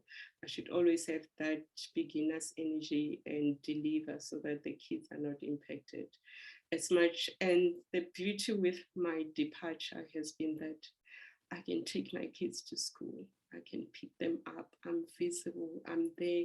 So with working, my son is 17 and he's doing his last year. He's doing his matric. And being around when he needs me, that has been, it's quite emotional. That has been quite amazing. Being there, even my daughter, just being there for them. So that has helped with that. So it's something that I feel like I lost, because with my work, one would say you are employed 24 hours. You have to be there and not there. It's like just now being physically available, emotionally available for the kids. It's amazing, because I know I might not have been a perfect mother, but now with this year, when they are transitioning, because the other one will be moving to a new school, being visible, it's just quite amazing. So the support is not easy. You have to have those tough discussions, interrogate the finances, saying this is what you are planning. Because even now, since I've left, I'm busy implementing all the things I wanted to do, different businesses, and I'm excited about it so that things are into place. So I'm saying this 6 months is to action those things so that they're in place. And I don't have stress. The stress is just to rest, as well at times when the computer, you have got an idea you want to work, it just shuts off. So having those courageous, so it hasn't been easy having those discussions, feeling like interrogated and all, but they are valuable because it makes you think differently. Because when you are in a marriage, that is why you're together. The other one thinks differently. The other one will be, you tolerate risk, the others, they don't. So depending on which way you are, it's good to have those discussions and at times they'll be heated, you cry, because there were times they call it in Zulu, I'm like, man, this is nonsense. I don't want to have this discussion, but it builds you. So it hasn't been perfect. It has been a shaky path to have those discussions and to reach where we are. But I'm so grateful for the support. And even him is happy seeing his wife at home, being there for the kids as well, and still serving my purpose. Because even my working hours are different. I remember the other day says, since you'll be coaching and also working late, how do you factor us in this new way of working? I'm like, what? And then I explained and says, you need to go and put your working hours in your fridge so that we know that we are not neglected. We are just not into these purpose of yours. So it has been interesting. Thank you for the question. Any other question? Tell about the hair and the white teeth. I didn't do anything to my teeth. My teeth are like this. I use the Forever Tooth Gel. I've been using it since 2016 because I still sell the product. So my white teeth is because of the tooth gel. So the hair, so when I went for that retreat, I had a notebook. So there's so much that I journaled, and I was also meditating. And then something said, I need to tap into the younger me. I need to get out of my shell, because daily, I know people have got this perception of me. And And with this perception of me, I was on a retreat over the weekend. I was telling people that I've done crazy stuff. I've done bad things out there. I've been involved in funny relationship. I've been abused. I even went out with a married man, which I didn't know. So those were the lessons. And then someone would say, no, you don't look like that person. So when you're going through life during 20 and 40, you go through the worst. So those things happened, and I'm grateful for those lessons. That's why someone will say, you've got so much maturity. At times you won't go through that maturity if you didn't go through the bad stuff, if you didn't go through bad relationships that you have been through, if you didn't go to a place of hurt where you feel like, I remember one of my ex-boyfriends would make us meet as his girlfriends and say, let's go to a party. When you get there, you learn that you're all his girlfriends. And there was a time I feel like I can boil him with water. How could you do that? And luckily I didn't do it. I would have had a criminal record. So one goes through stuff. I've been through so much. I look at people, I understand the pain, and people just judge you. And through your trials and tribulations, you learn, you become better, you want to help other people. So let me just answer on the hair, and then I'll also answer Priscilla's question. So the hair was saying, let me get out of my comfort zone. Let me tap to this inner child, because since I was 14, when I was 14, I made a decision that I'm gonna be an adult, I'm gonna take care of my life. So since 14 until now, that was 30 years, I've been this adult. I never acted like the younger me. So it's to tap into the younger me, to explore, it's like I'm this butterfly which is just transforming on a daily basis. So the hair makes me to tap into myself. It makes me look crazy. It makes me, when I look at it, I just realize how beautiful I am. It's something that I couldn't even say and say, you're beautiful. People say you're beautiful. Yes, hence the logo of the transformation coach. I was praying the other day, yesterday as well. I was praying, I would light a light candle because I love candles. And the candle showed a butterfly, and I went like, I'm transforming. You should have seen the joy that I saw from the candle yesterday. I was so excited.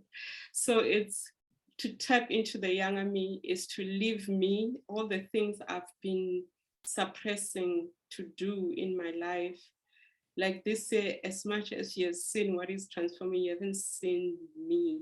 So I love what is unfolding. I love what I'm tapping to. I love the confidence that I'm getting. I love the crazy person that I'm getting. This person who I don't know how to describe it, but I'm loving who I'm tapping into, which is something I always wanted to. So I also need to do swimming. I need to go and do scuba diving. I want to learn to dance. I love dancing. There's so much that I want to do in the next few years, just to tap into myself whilst also healing and transforming people and still showing them, as much as I'm 44 now, to me, just a number. There's so much to tap. So my younger me is coming out. So at times it might irritate a lot of people. My husband yesterday says, I like this new crazy person. I'm like, oh, thank you. You're not complaining about this new crazy person, but he likes it. So I trust that answers you, Muraro, in summary. And then there's, what are your plans growing this professional service beyond? So with this business, at the moment, I'm a one person. I wanna start growing, because my intention is to take enabler solutions internationally. I was looking at the page, and I realized I've got even international followers. I'm like, what? So my dream is coming true. There are people from the USA, from all over Africa following me, even in South Africa. And I also realized that most of my followers are in Pretoria, which makes why people think like I'm staying in Pretoria or Johannesburg. So I say, oh, okay, this makes sense. So that is what I want to do to grow the business, and also to do a lot of facilitation, and also to be accredited with CETA so that we can give more programs to different companies. Because with my mining background, having working in corporate, I don't think it was a mistake. It was for me to understand what was happening in those institutions so that I can come up with better solutions to transform lives. Because I know whatever I went through, many people who are still there, or many people who are not even in the industry, are going through the same. And for them to show up and be themselves and add value to the country and to the universe, they need to be better people. So I understand what is really happening. So it's to grow there and also publish a book. So there are books which are coming out, and also to diversify in many ways. So, and also coaching in different industries. So is to grow internationally, to be more than 100 employees will be running. So everywhere people need to know what is enabler solutions, because enabler solutions is enabling people with different situations, besides mentoring, besides coaching, besides we need to come up with new solutions that go hand in hand with the dynamics of what is happening in the universe, because the world is changing on a daily basis. We need to do things differently. And also, for me, it's also tapping into spirituality, teaching people the spiritual life, how to grow their spiritual life. So that is something I also.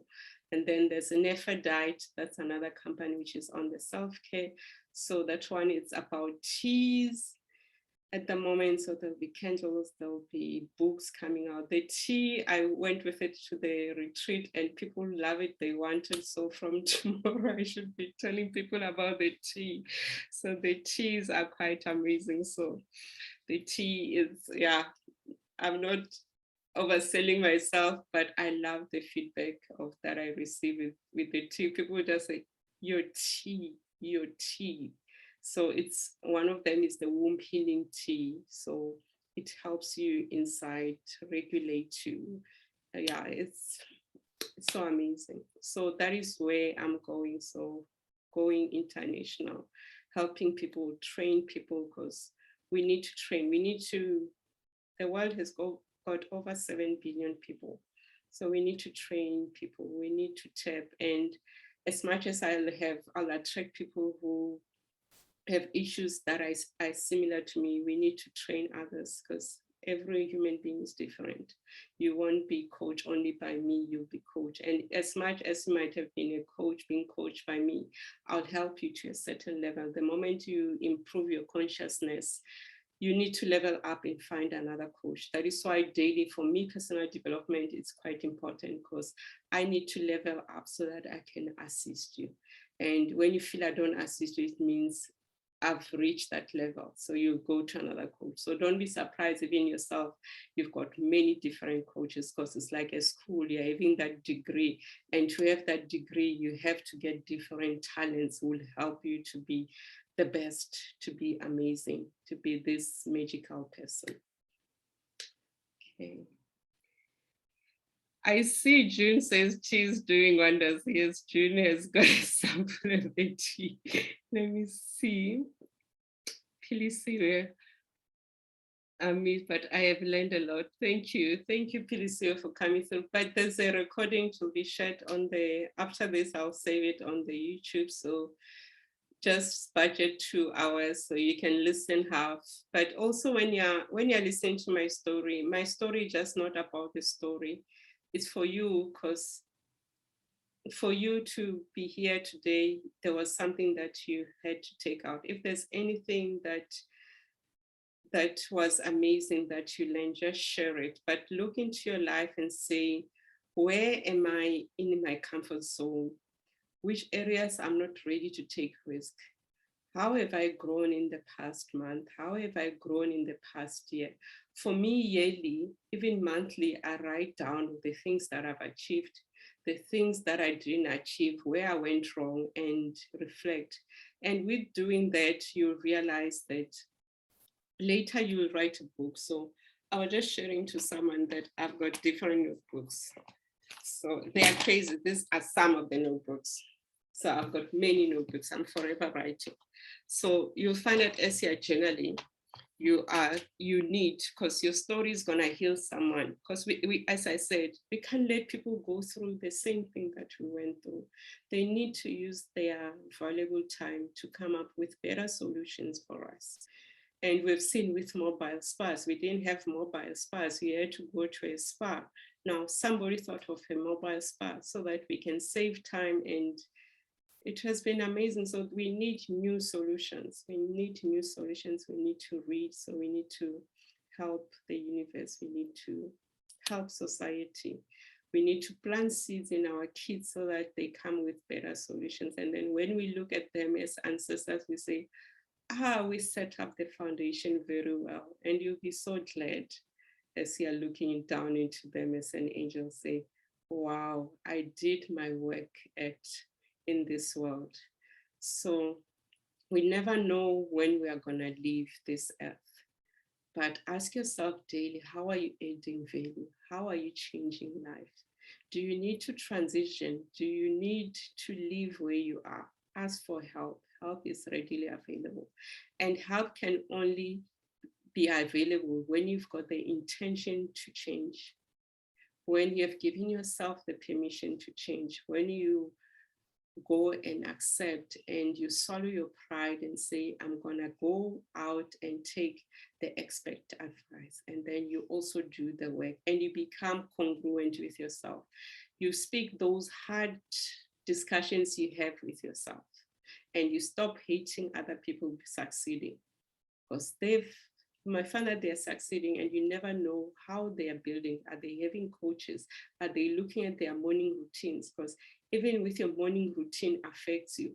Because if you are someone who wakes up and you go on social media, by the time you think about yourself, you have been influenced by other people. That's why you need to have a morning routine where you look within yourself, you talk to yourself, you hype yourself before someone hypes you. You say, I'm meditating. And someone says, I'm very calm. So meditation has helped me to be calm. And I'm grateful to that, because before I was edgy, when I was angry, I would shake. It wasn't a nice feeling. And that has helped. So if you're someone who wakes up as much as your phone wakes you up, put it aside. Give yourself 10 to 15 minutes. Speak to yourself nicely. Tell yourself you love yourself. Because that day you might find that your partner is not in a good mood. He had a bad dream. And you're going to go to the world and say, my partner didn't tell me I'm beautiful, he loves me. You need to start with you. That's why I also have got the self-love course. That's why even now I'm doing the self-love retreats to treat people how to love themselves. Because it's something that I couldn't. And if I couldn't, it means there are so many that needs to be helped, who need to be shown the way. And I had to swallow my pride and say, I'm prioritizing me. I'm going to do this. So if you're someone who can tell yourself you're beautiful, you're unable to buy yourself flowers, and your love language maybe saying is to serve, it's serving, and you're waiting for your hubby or your boyfriend to serve you, you need to think twice. Start serving yourself, because if you're doing it from the heart, if it starts overflowing from you, it will be easier for others to say, we need to serve you. So it's understanding your love language, it's understanding who you are, it's understanding your values, your boundaries. And with the 7-day course that I have, I know some who have attended, you learn boundaries, you start learning that there are places where people have stepped on your boundaries because you don't know your values, because even your body tells you when somebody is stepped on your boundaries, you can just feel it, and someone is not in alignment. So that is why I'm on a mission for self-love, teaching the retreats, the course, and from next month I'll also be doing the self-love circle. we'll be looking at different things of that will be focused on a monthly basis, having a circle of ladies. I also have for guys, if there's a guy who's listening to this and you feel like I'm excluding you, I am the king of them hustle classes as well, only strictly for men. Because that one I was told by my male clients that I don't have sessions with them. So I do have that. So the theme this year, so it's monthly, it's I am, who am I? So it's helping you discover who you are. So for the ladies, it's the self-love circle. As much as there might be topics which are similar we're talking about, but it's for you. So we need to love ourselves, because when we are loving ourselves, we're saying to the world, I know who I am. I know how God loves me. I know where I belong. I know my worth. And no one is going to dictate who I am and change who I am. So that is what I want to share as well. So I trust the information has made you to reflect. When reflecting to your life, where do you need to ask for help? Where do you need resilience? Where do you need to have that one-on-one coffee with yourself or go on a retreat? So go on a retreat at least once a year and go and tap into yourself and scream at yourself. Tell yourself how you hate yourself and forgive yourself, forgive other people as well, because we cannot blame others. The moment you are blaming another person, the other three fingers are pointing right at you. Thank you, Sharon. Any other questions before we close? Or if you've got any aha moment, just write them as well. And I'll also share, so do share the YouTube link with as many people, because I believe it's gonna heal a lot of people. It's gonna create aha moments to a lot of people. And my life, you might find that it's a bit different, and you might find that the lessons are almost similar to what other people are going through. And also share your stories wherever you are. It will heal someone. Any questions?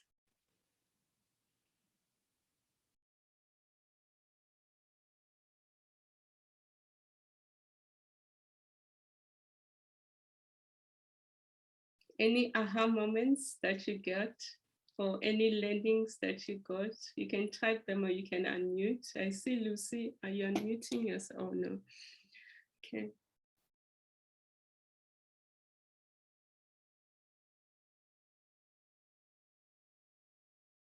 Hello, am I all by myself? I am dance. I'm starting a dance studio. You're gonna dance at my studio. Thank you. I like need dancing. to. I need to. I love dance. Me too. Anyone else?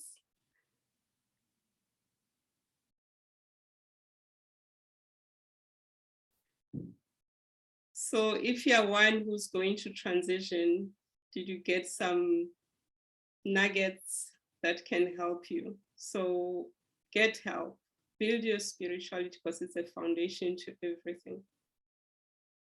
And all the ideas will be actioned.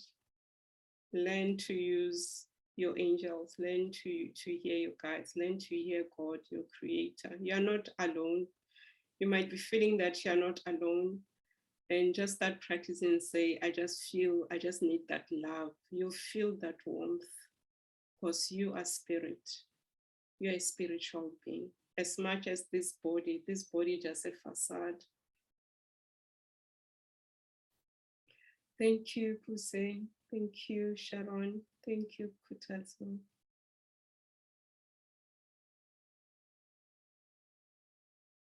Okay, any other question? One, twice before I end?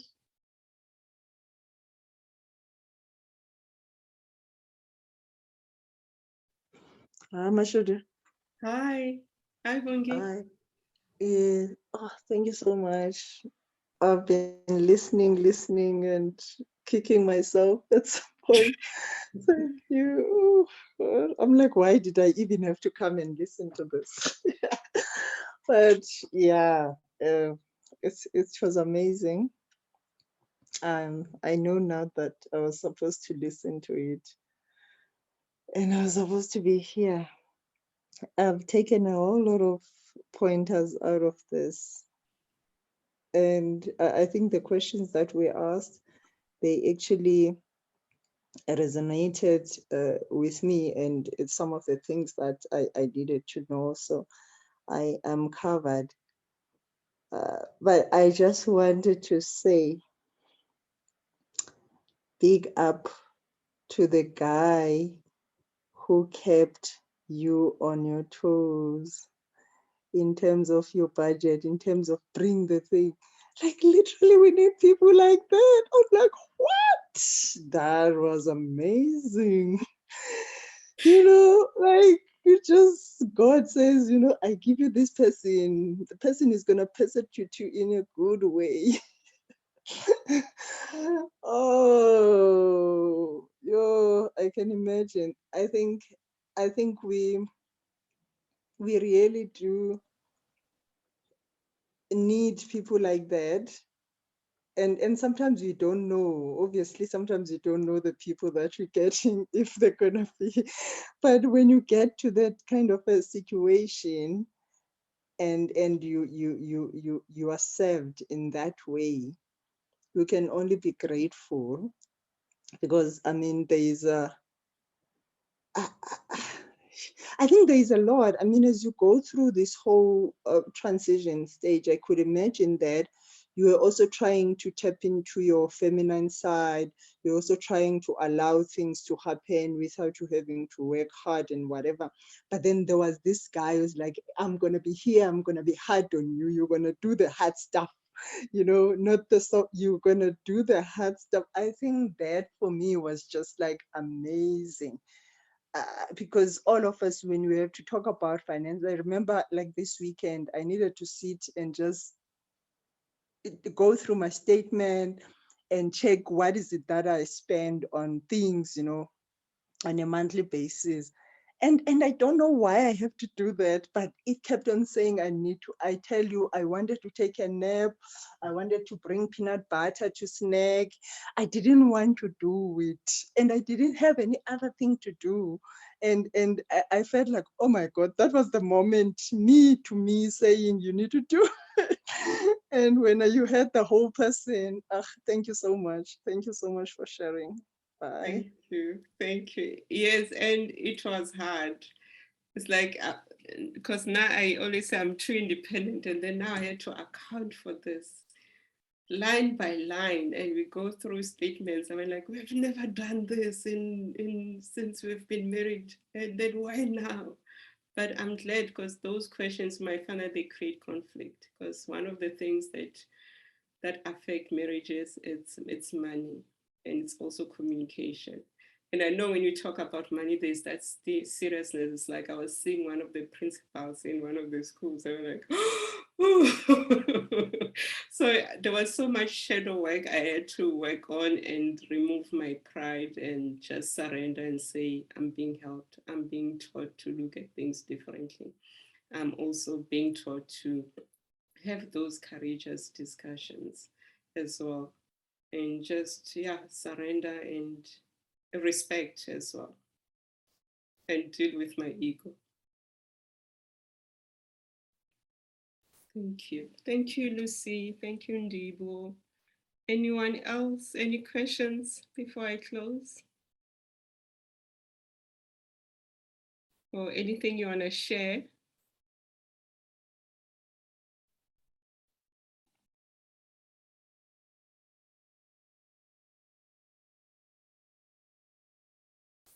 Okay. So thank you, everyone who came through and everyone who will be listening to this. And if you've got any aha moments or any nuggets, just write them, even on my YouTube, because when you type them, it helps people to come through and say, really, I need to go and listen to this and get those nuggets. And for those who are looking for coaches, you can reach out to me. So you can also reach out to my WhatsApp. It's 061-518-3208. So that is Enabler Solutions business number, so you can reach out. So there is help out there. So get help. Your intuition is always talking to you what is best for you. And help is readily available, and you can test that with your intuition as well. You can ask even when you pray and say, can I go and do this?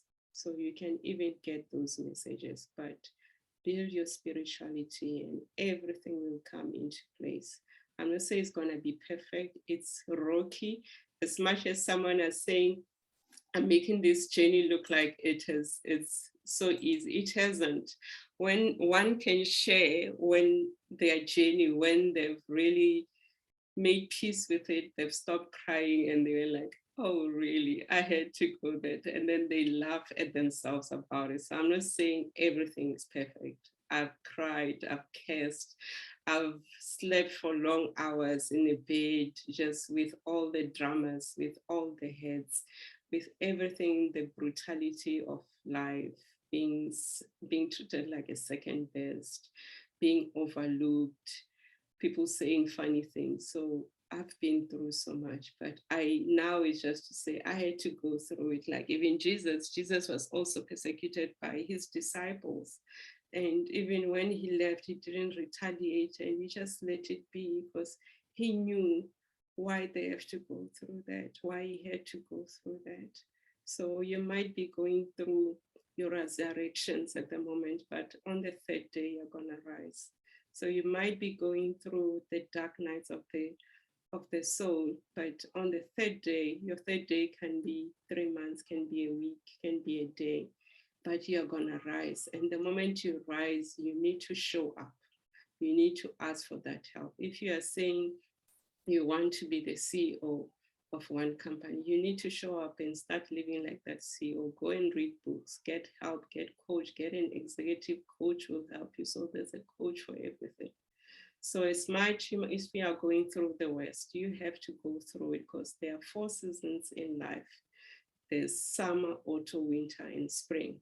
And then during the winter, like now, you have to work on yourself. You need to work on yourself. So that when spring comes and people say, oh, wow, there's spring, there's a beautiful flower coming through.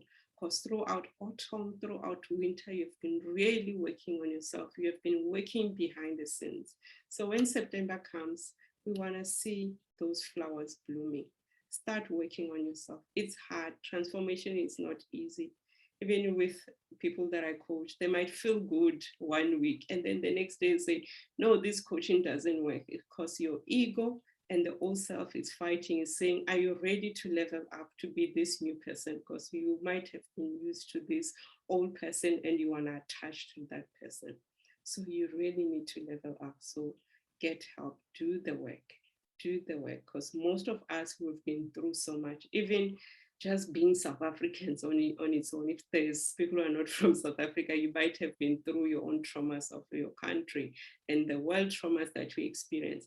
They affect you on a daily basis. So you need to be able to release them and heal them and find ways, because they're going to compound. Then you'll be numbing them, being too busy, overeating, through sex, through doing some funny stuff, and people say, but that is how they are coping because they can't deal with their own issues. So if you are going through the most and you can't deal with your own issues, you won't be able to transition even from that being an employee to self-employment and running those companies. You need to do the work. It starts with you, changing your beliefs, changing your thoughts, creating new beliefs, creating new habits. CEOs, some wake up at 4 a.m. So you want to be a CEO, start waking up at 4 a.m. You might have been someone who wake up at 8 a.m. Now there's that 4-hour gap. And the old you said, man, today we can't do it. Be consistent, because you change a habit over 21 to 30 days. So do those uncomfortable things now in winter.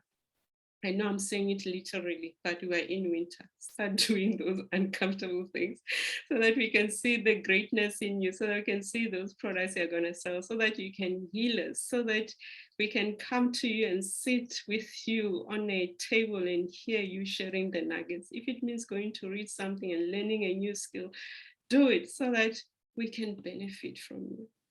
but you need to do the work. You need to heal yourself. You need to love yourself. You need to forgive those who have done wrong. I know it's not an easy. So that's why their coaches will help you. They've got techniques. I also have got those techniques, but do something. You can't be where you are now. December is coming. You can't be where you are now. We need that transformation. The world is transforming on a daily basis, and the world is changing, and change is constant. So you can't be where you are. It's the same with a job, because you might have gone to a job the first time and you were employed. And then after a while, you got comfortable. And then you see other people progressing, and you don't know what they're doing in the background. They are in their winter, they are studying, they're doing that. And when are you still using the same qualification or the same mentality you had, and you say the world hates, it doesn't. You need to level up every time. You need to level up on a daily basis. We can't deal with an old person, the old thinking, so you need to change your thinking. Okay, so that's it from me. Anything else? And thank you so much for tuning in, for being with me. It has been amazing to be surrounded rather than me just chatting alone to a camera, but thank you for coming through. So do share this link to everyone, and it might change someone's life. And I trust it has changed your lives. It will make you to look at life differently and add value, and also to your families and to your kids. Thank you so much.